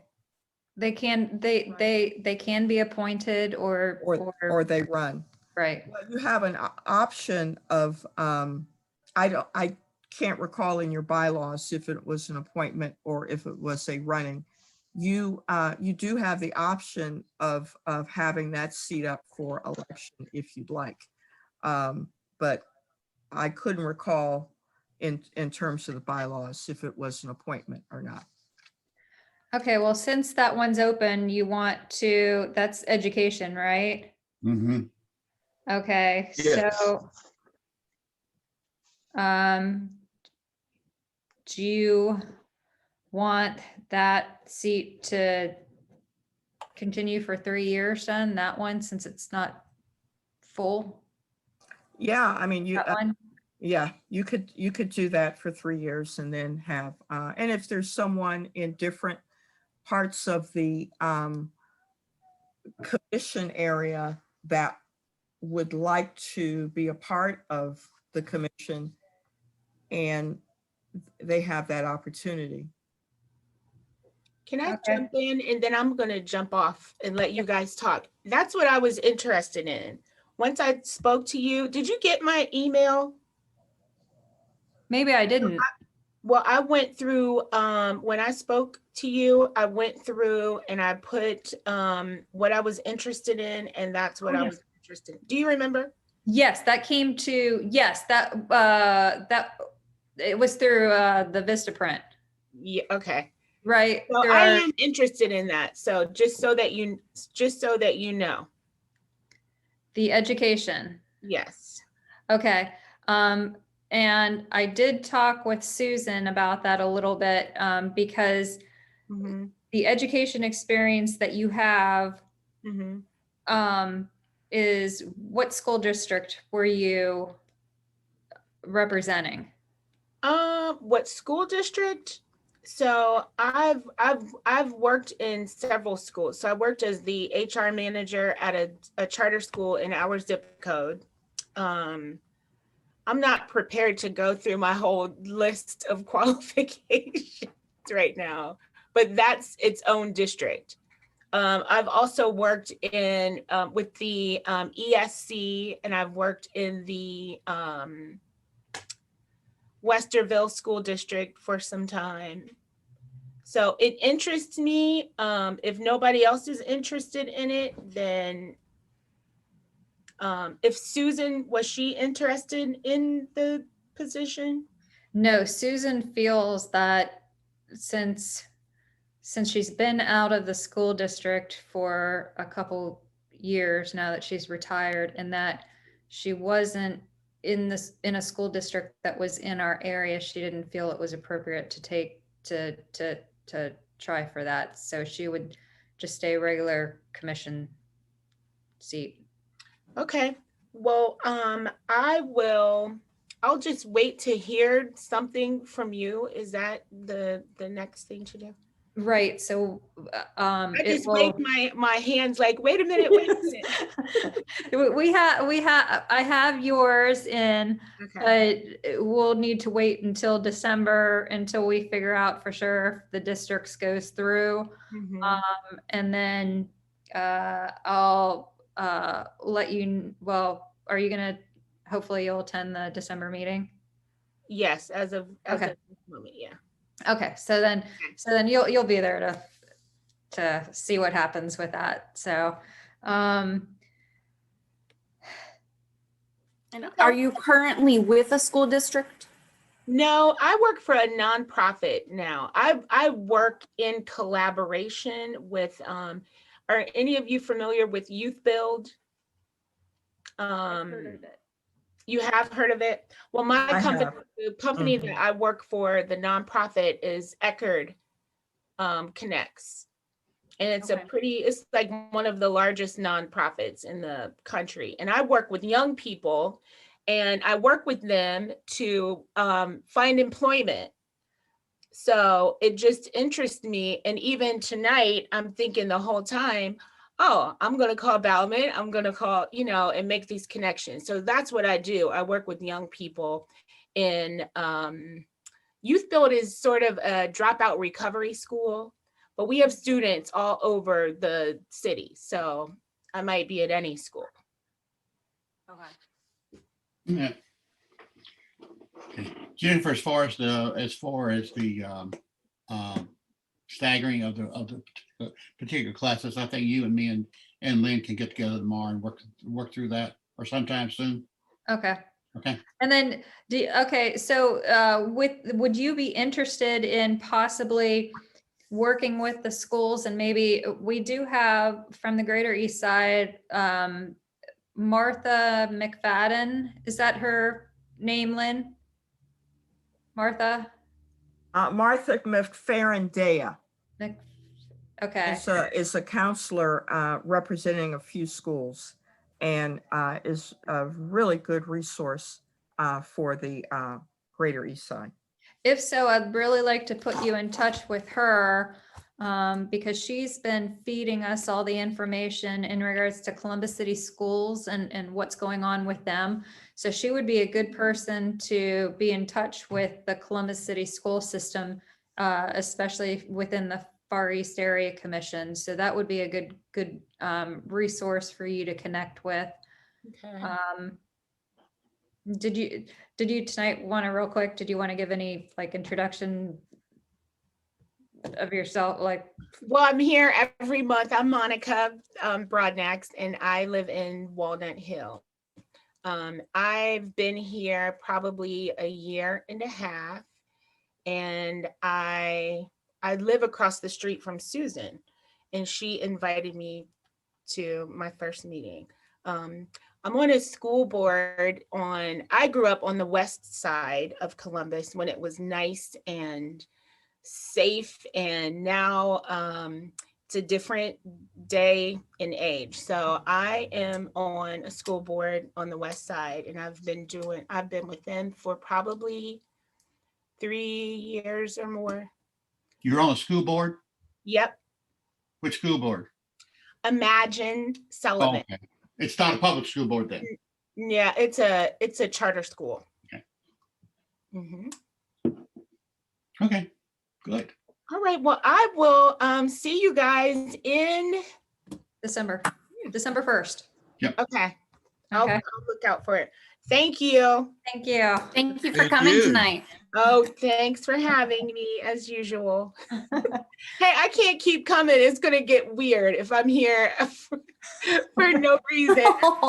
No, it's not gonna be We're weird. still not trying at all. to, if you know anybody else interested, we're trying to get our committees up and going though too. So the more Okay. people you could bring, the better. Okay. Okay. Thank you again, guys. Have a good night. Okay. Thank you. Okay. Bye-bye. Jennifer, that might work out well. You know, that I- might I- work out well with their links, with their, in education. Yeah, that might work out for us, you know, if you get her set up with, laid up with independence and, I have all of her information. She sent it via the website through Vistaprint. So I have that. We just needed to kind of see where we are with amending the bylaws to whether or not that makes a difference or not. So I couldn't give her an answer, No. you know, until we see what happens in December. But yeah, if we could figure out, if we could stagger the terms of, I would feel better about staggering the terms of the at-large commissioners, if that's okay with you guys, and we can work out the details with that. And then present that all again on the final time on December 1st. Right. Okay. Okay. Okay. good idea, very good idea. A couple other things real quick want to run by. So Anthony, if you're listening, Jason Jenkins, I got a hold of him, sent him an email saying that we're right up against the time of them planning for the mayor's state of the city, and mentioned again how disappointed the east side was in not having no mention or participation within the state of the city. So I asked him where we are as far as from city resources, city departments, with any aid or any programming that is coming to the east side. And he said he is looking into it. He will have a very comprehensive presentation for us January, at our meeting in January. And so he'll have slides and everything,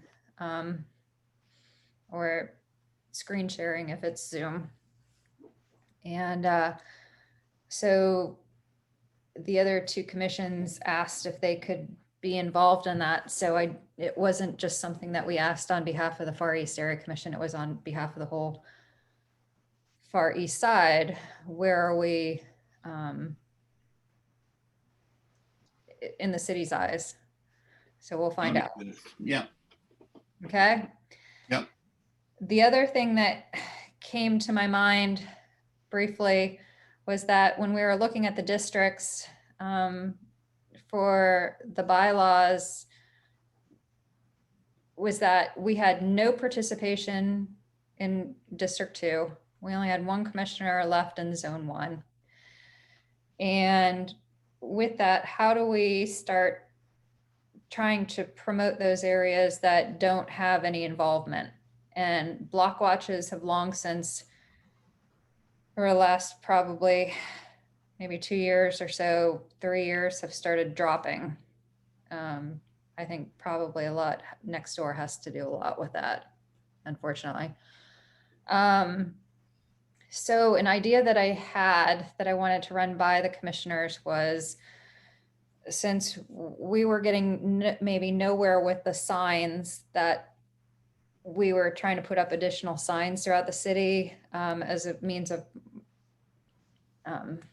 promoting the commission, is we have 2 gift cards right now, $500 each, that was to pay for a sign that we've had the gift cards in storage for like 3 years now, 2-3 years. So can we buy already postcards that are already postmarked, like the ones that we send out for zonings from the city when we have a rezoning? Can we have postcards that are already pre-posted, and then on one side have it be an introduction to the commission? So what is it that our area commission does? How do we help the community? How do we get involvement from the community? What does this mean to the community? And then on the flip side would be if you don't have a block watch in your area, consider starting a block watch, because it's an important part of the process of developing a neighborhood, of bringing your community together and participating. So an idea then was, let's say we have, take $500. I don't know how many postcards that would get us, but maybe let's say 1,000 postcards. Okay. And with 1,000 postcards, I know that we have 60 to 70,000 households in the community. So, you know, how do we go ahead and try and maybe target the areas that we have no commissioners in right now, to try and build up that area and participation in that area. But I guess first steps would be, do you think it's a good idea to even send out these postcards? Do something like this and send them out and just randomly hit homes in an area to try and build up involvement? I think it's a great idea. You know, yes, we have our website, we have our Facebook page, but how do people know to look at those things? Yes, we have development, but unless something pops up in their backyards, how do they know to look at us?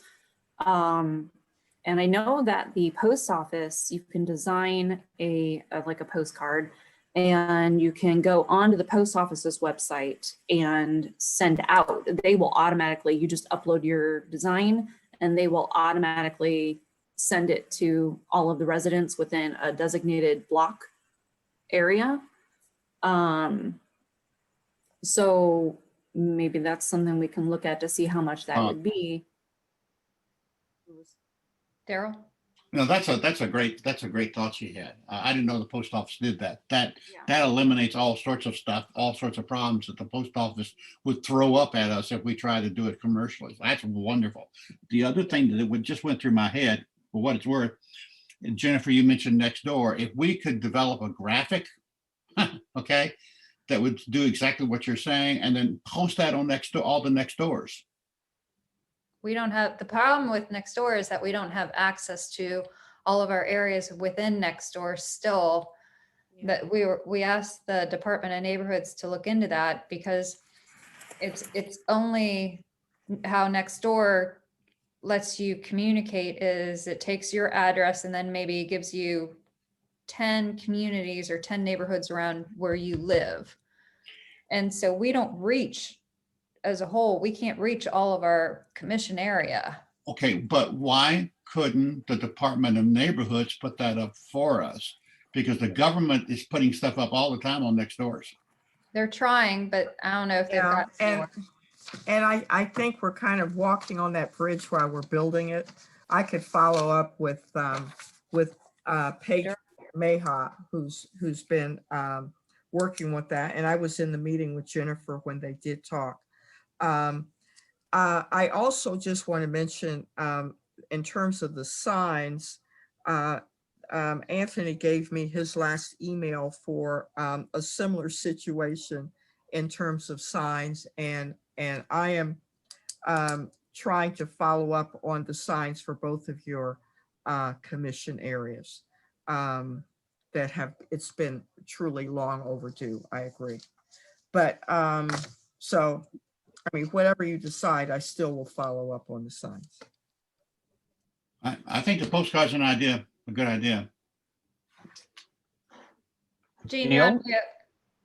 If I can make a comment, Jennifer, Yes. the only thing that I would worry about with the postcards is if it gets mailed out to current resident.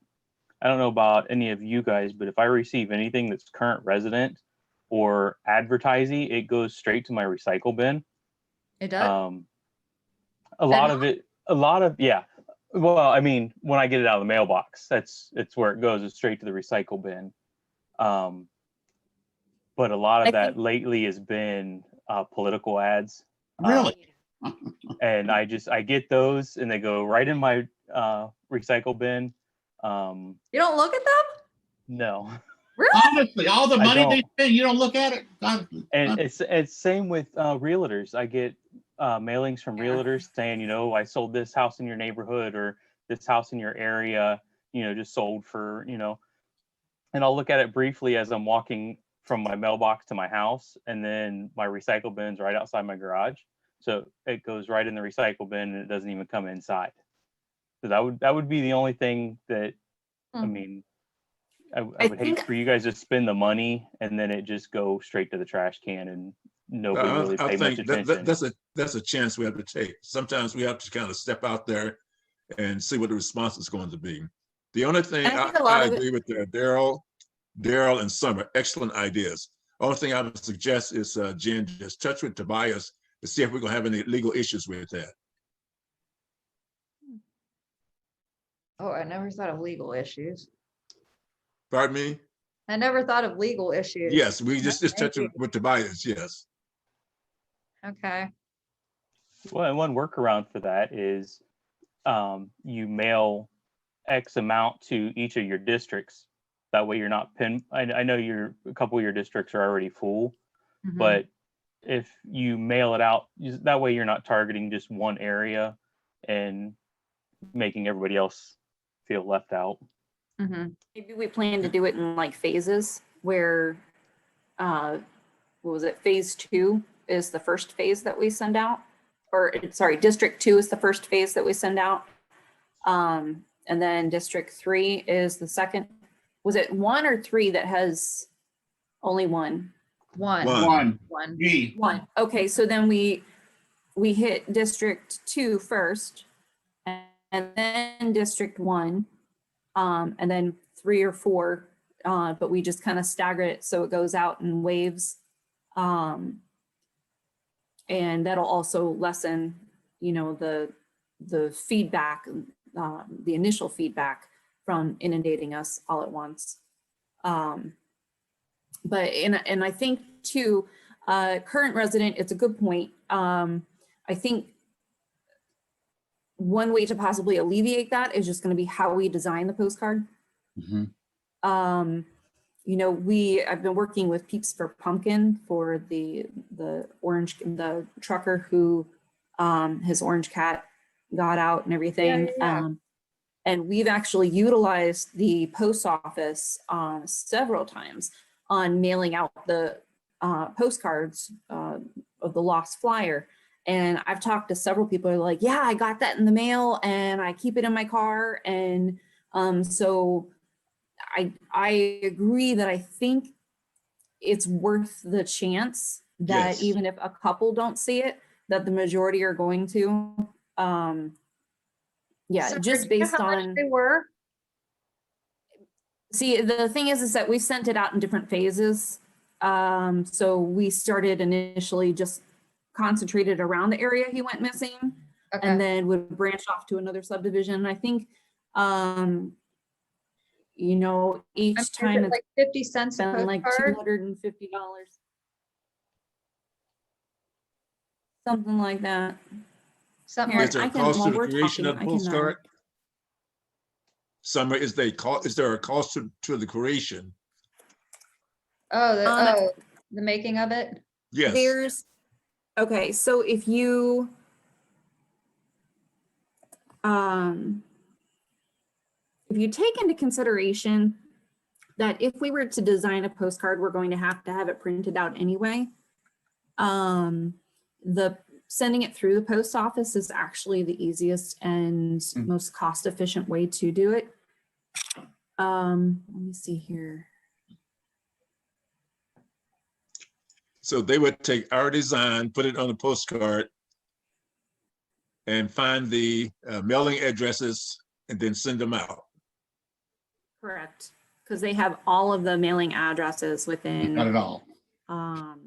They have a database that they require all people who do mass mailings to wash all of their own databases through theirs. So everything is equal. Okay. They already have all of it already. Did they separate it between like residences and businesses? I don't know about that, but You can actually, when you go in and you design it, you select the area that you want it to go to. So you can actually select just the residential areas if you want, or just the businesses. So you can differentiate between all of those. I was just looking at the site. It's really extensive, Jennifer. Are you on there right now? Yeah. Well, something even down the road, maybe even a thought tangent to kind of this is that maybe we do have a business association, right around the Pride Center there. So the East Columbus Business Association, but there's nothing else besides that one right there. And it would be great, even if maybe later on, if we had postcards targeting businesses in the other districts to try and get them to start a business association in their area. I mean, business associations help the commission. I don't know if that's something, maybe down the road that we might even consider doing. So. Yeah. But do you want to look into Summer? Can I I put can do you that. on the postcard committee? Yeah, absolutely. Yay, Summer. Outreach. She's outreach, so that falls into place. I'm going to try something here. I'm going to try to do a screen share just for a minute. All right. Okay.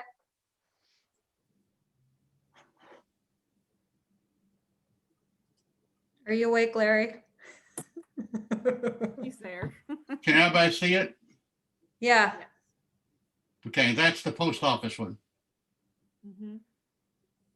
You can So- select different sizes as well. Yeah, Oh, Yeah. there's the pricing right there, for example. You'd have to take a only look. 20 cents? Huh? It's only 20 cents to send one? Or 18 or 16 cents? Well, it says marketing flats currently is 0.191 per piece. Yeah, so like 20 cents. Right? Yeah, that's not the cost of printing the postcards though. Oh. That's the cost of mailing. Oh, okay. So that would be, okay. Okay. So then you got to add the postcard onto that. Okay. Yeah. I'll go through, I'll create like a mock postcard and everything and Okay. see what quote it gives us. And Cool. Yeah. Take it off of those the flyers that we did in the past or whatever. That's if you want off the Vistaprint. yeah. Cool. Okay. Yep. And we can put our website and everything on there and Yeah. One last final note is, Anthony, do you want to talk just a minute or two about the meeting tomorrow night that you'll be having? Because our area connects to your area, and I said that we'd be probably willing to help you fight this if this was something that your commission. Yeah, the Greater Southeast Area Commission has a zoning variance for 3301 Bryce Road. I don't know how familiar all of you are with our area, but I call it, and most everybody I know calls that area Old Bryce Road. It's at the corner of Chatterton, Refugee, and Bryce Road. They're wanting to put in a development, apartment complex that's going to be a total of 408 units. Is that across from the church? No, it's across from the Moores apartments that are right there, and I believe it's Country View subdivision is the name of the subdivision right there. Upper Ridge. if you go, Go ahead. I apologize. Oh, you're fine. Go ahead. Larry, if you go down Refugee where it turns into Chatterton, and you come to where Rice United Methodist is, okay, that little church that's at that traffic light. Yes. Larry, are you with me? Did we lose him? Did he fall asleep? No, I'm here. He's I'm listening. listening. You're talking about the Bryce United Methodist. Okay, well, you didn't say anything, so I didn't know if you were following. But he's still asleep, but that's okay. So At my Anthony, age, you're you can't talking tell. about that it's back there. Yeah, if you're at the if you're sitting at that intersection, to the right is the Village of Bryce, and to the left is Country View development, and then the Moors, and across from the Moors, across Bryce Road, on the west side of Bryce Road, is where they're wanting to put this development. They're looking at putting 408 total units, almost 800 total bedrooms. So we're trying to get public input. We're having a special meeting tomorrow to get public input from people in the area. If they're for it or against it, their thoughts. And the major thing, and I talked with Jennifer about this, is where it's at with 500 or 800 bedrooms. That traffic is going to come into your guys' area if they're going to taking Bryce Road to 70. A lot of it'll likely stay in our area, taking Bryce Road to Winchester Pike to go up to 33 to 270, or Gender Road to 33 to 270 or 70. But yeah, if you know of anybody that lives in that area, we've tried to put the word out. And like Jennifer said, next door, you're limited to 2 miles from your address. So I put it out on my personal next door page. I know a couple other commissioners put it out on theirs, so they kind of overlap. But where I'm at in our commission area is like 2.4 miles from that area. So I don't get that area on my next door app to get the word out. So if you know of anybody that would be interested or has any kind of stake in that area, if you could let them know. And all of you guys are welcome to join in and give feedback about it. And I think there'll be a little bit more information from our zoning chair shared tomorrow night that I don't currently have off the top of my head. And that's Lisa, right? Yes. Lisa Scott? Yes. Has Ava shared anything on Nextdoor? She said she was going to. I don't know if she did or not, because I think she's too far out of my network too, that I don't get anything from her. I didn't realize. You know, the thing that we found when we were dealing with these units like you're talking about was the city didn't seem to care about what the traffic was going to do. They did a study, but the study did not talk about traffic impact at all. Mm-hmm. And I don't know how you impact the city to get them to listen to that, or even if they care, you know? Yeah, and I talked via email with Lisa and Ava about traffic studies. I'm like, because if the city forces them to do a traffic study, it's going to be skewed due to COVID, with everybody working from home, or a large majority of people working from home. So it's going to be skewed. So we would need to look at a traffic study that had been done previous to that. But I think the Moors is 15 or 20 years old. Country View is that development is probably the same age, if not older. Actually, it's older than that. It's older than ours, and ours it was built in 97. Yeah, so any traffic study that's done was done when those went in is way outdated. Mm-hmm. So, and Bryce Road is very busy, and it's currently at 50 miles an hour. So turning into this development and turning into anything along Bryce Road, you almost take your life into your hands to try and slow down enough to be able to turn in. We have that on Broad Street. Yeah, sure do.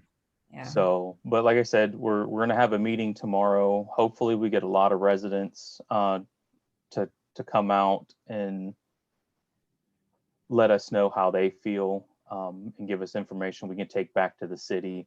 And one of the big things that the commission, when we looked at it, had an issue with is they've got essentially 4 buildings that they're building in the middle of a floodplain, that they're recouping land from there and putting it in the back corner of the development to be able, or they're taking the land from the back corner to move to that area to be able to build on top of. And so Makes that's me nervous with such a large proposed property. yeah. Like, how do you ensure that you are evenly distributing the amount of water?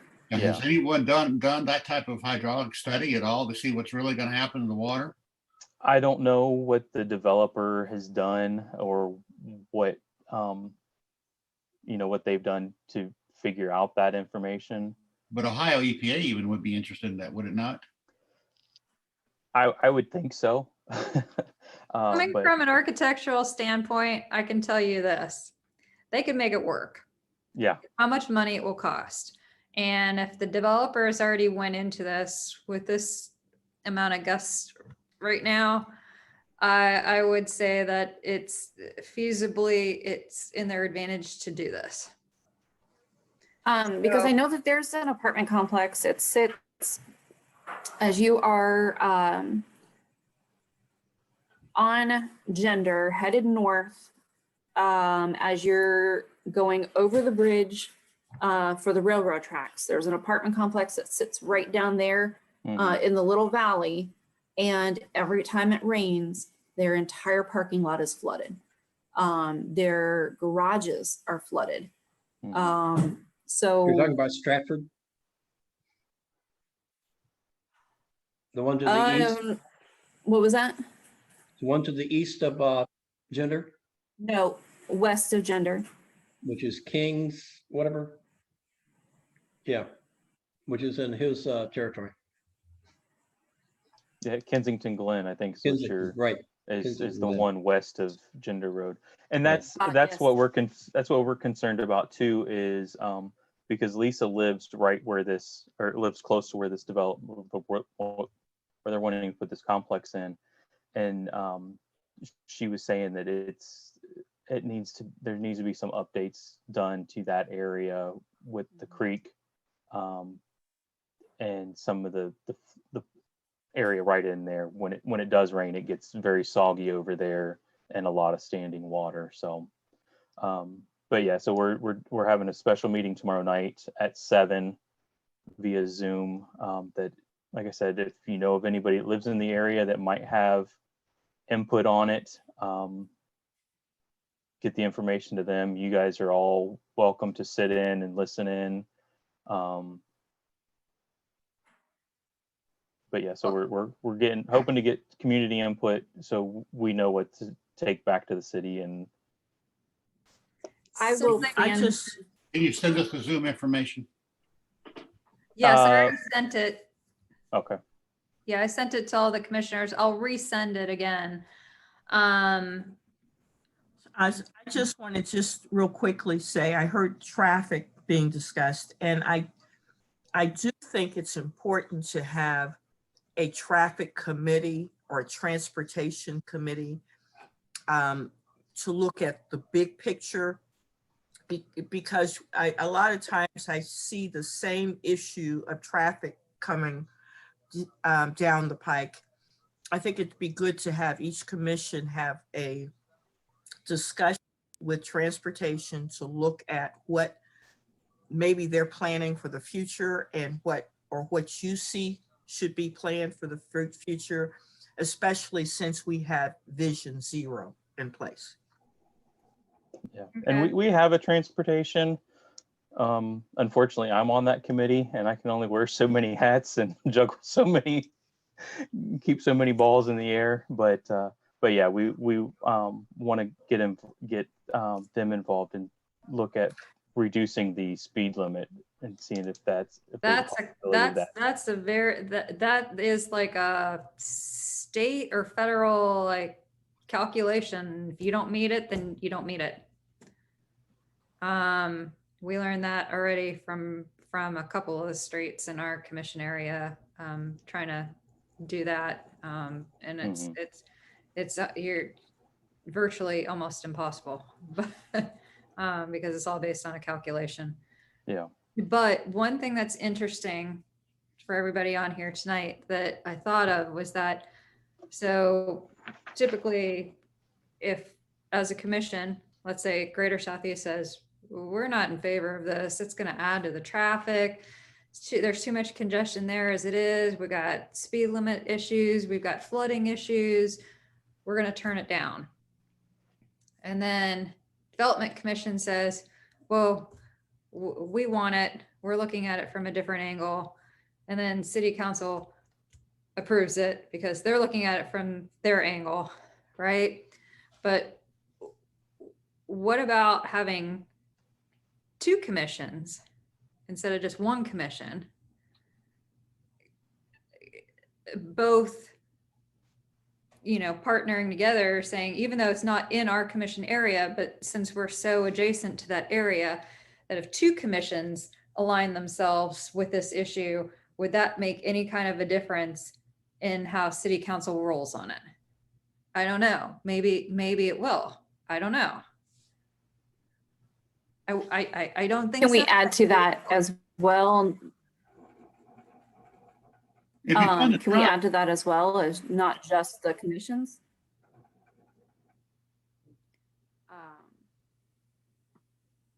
So not just the two commissions, but also adding in individual community leaders, organizations. I mean, look at McNaughten Road. They had 400 signatures. How many signatures do we have for Green Earth? We had hundreds of signatures for Green Earth. Nothing. 430. Yeah. I mean, that's a lot. That's a lot of people standing up for it in a community. That and you had a commission against it. You had that many petition signatures against it. My thinking is still two commissions, even like openly saying no, no, no, no, no. They're still going to overrule it because it's housing right now. Housing is like desperately, desperately needed. But Well, the only reason why McNaughton was overruled basically because of Channel 6, the TV station that was there for the meeting. And there's a thought too, to get media involved. Yeah, that's what they did with McNaughton. But I say let's attend the meeting tomorrow night, see what they think, and then we could come back and discuss it and see if it's something that whatever their recommendation is, if we want to support their recommendation. And that could be two area commissions that could align themselves to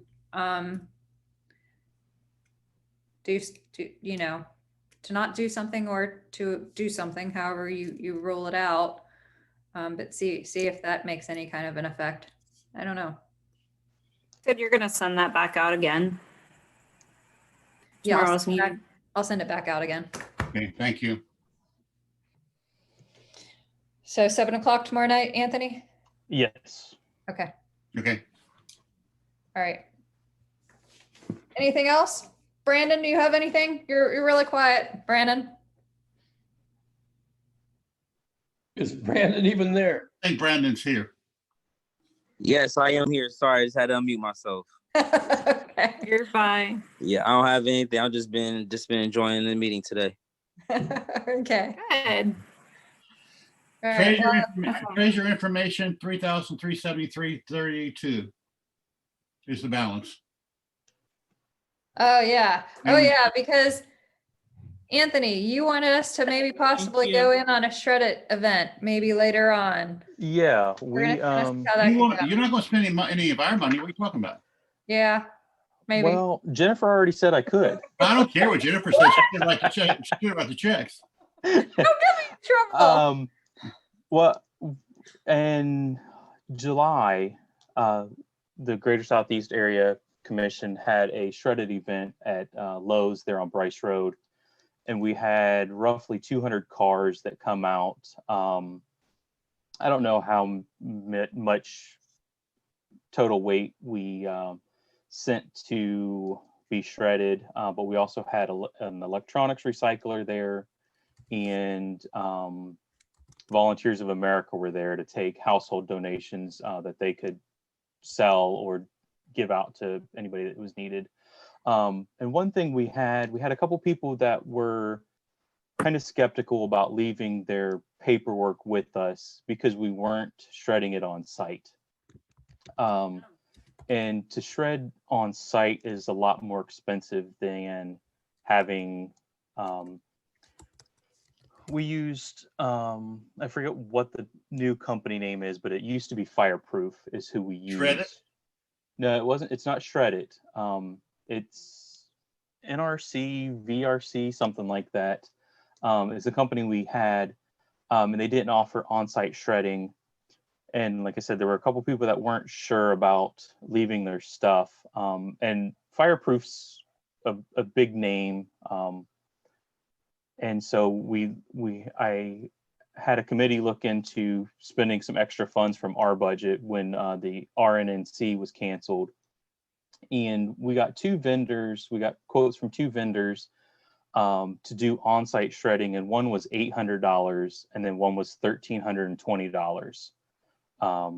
And I don't know if there's any others out there that offer on-site shredding, but I had asked Jennifer if you guys would be interested in joining with us to kind of split the costs and get both area commissions. And then we went to Quay with the MAC and asked her, and she, with approval of her commission, or pending approval of her commission, Quay asked that we do 2 shred events. One that's on. Oh, 2. Yeah, Oh. she was wanting to do one like on our side, and then one where she mentioned on Hamilton Road. Okay. So do one like in the spring-ish, in either location, and then one, towards the fall maybe, and either closer to her or the greater southeast, far east area. Sounds good. Are you going to do other things though, like you did before? Recycle?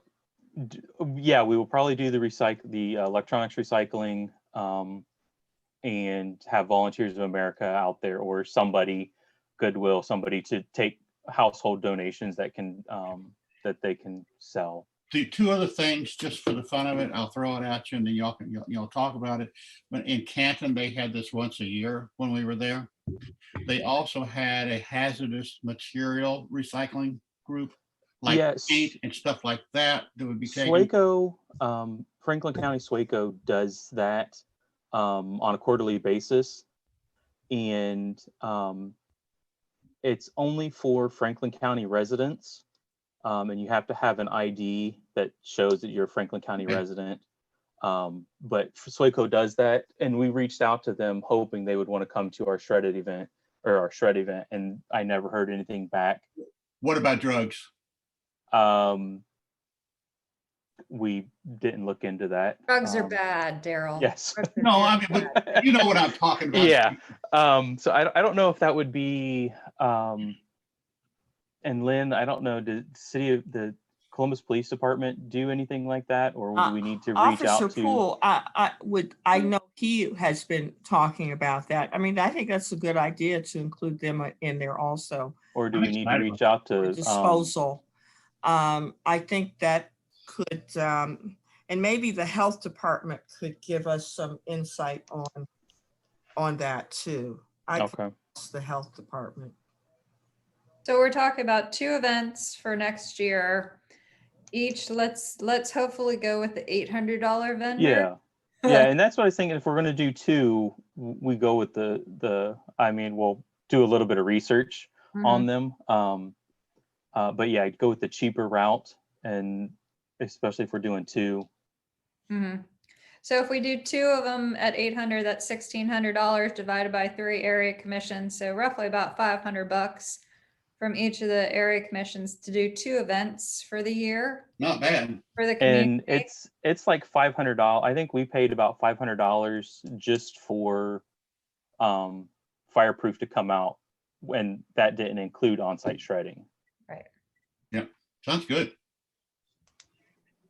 So I just wanted to pitch it by just to see what you guys' thoughts were about it. So. Okay. We're trying to do more things like where it involves the 3 commission areas and trying to work together. Just, I think the more we work together, the bigger that we are, the more things we can get done. More visibility we have, Yes. which is why I put your newsletter out on next door. Hey, Jennifer, I have one quick question. Yes. You had mentioned there was some inactivity in zone 1. Yes. Is that what you had said? Yes. Do you know what specific area of the district that includes? So that's way up north. So that's where I used to live. So that's Wagner corridor. So it's along Broad Street. And it would include like the little bit along like Reynoldsburg, New Albany Road, but majorly it's along the Wagner corridor. So it's like Gotcha. Cedar Run, Crawford Farms, Wagner Chase. It's where I live. I know exactly where that area is. Yeah. Got you. Close by Meyer and Target. Yep. That area used to be Lowe's, so active, and then it just fell apart. So. Yeah, Jennifer left. Got you. Sorry. So, Madam Chair, Jennifer, is it correct that what's the word? Don't adjourn yet. I have a quick question. Yes. For the leaders meeting, they want to show photos of Right. events or what has been going on maybe the past 7 months. And I got to turn that in tomorrow. Oh, tomorrow. Yeah, tomorrow. I mean, just give me a few photos of what you have taken. I saw some on your Greater East Side newsletter. I'm going to also submit the newsletter too, like a photo. Okay. And if both Anthony and the the Far East Area Commission, if you could provide me, just give me a couple of photos that can kind of tell a story. Email Ava. She has them. Morning. I'd appreciate it. Jean, can you email the photo of the Yorkshire trash pickup? you want? Yes, I'll give that to you tonight after the meeting. Well, can you send it to Lynn? Oh yes, That's a I'll good definitely one. send it to Lynn. And then That's a good one. Thank you. Lynn, do you want me to send you Because We Care photos? Yeah, send me because we care. That's great. I'll send you Because We Care, and then And just send a few that may tell a story. And I just want to have a nice little representation for our area. Okay. Okay. So with that, I need 2 pieces of information. Excuse me, from you, Jen. The shredded recycling event. That's going to be with 2. There going to be 2 events with all 3 commissions. Correct? Yes. Okay. And for Daryl, I need the balance in the budget. I gave it to you. Where's you writing it down? By gracious. 3373.32. Excellent. Thank you. And I move we adjourn. A second. I did first. Holmes first, Chamberlain second. Come on, Gene. And okay, got it. I would imagine the chairperson, or you can call for voice vote? Yes. Yep. All in favor? Yes. Aye. Yes. All right. We're adjourned. Okay, thank you. We're Good night, done. everybody. Thank you. Brandon, you could call me tomorrow. What about those, I definitely will. Pardon me? Oh, I what have about the it. shirts? Thank you. I have yours, Larry. Oh, it's nice to tell me something. Just a couple people just got to My get bad. back with me. Almost everybody else got their shirts. See you guys later. Thank All you. right. You notice how I asked you? All right. and not- Good night. Good night, Brandon. Good night, Anthony. Bye, Jen. thanks for having me. Good night, everybody.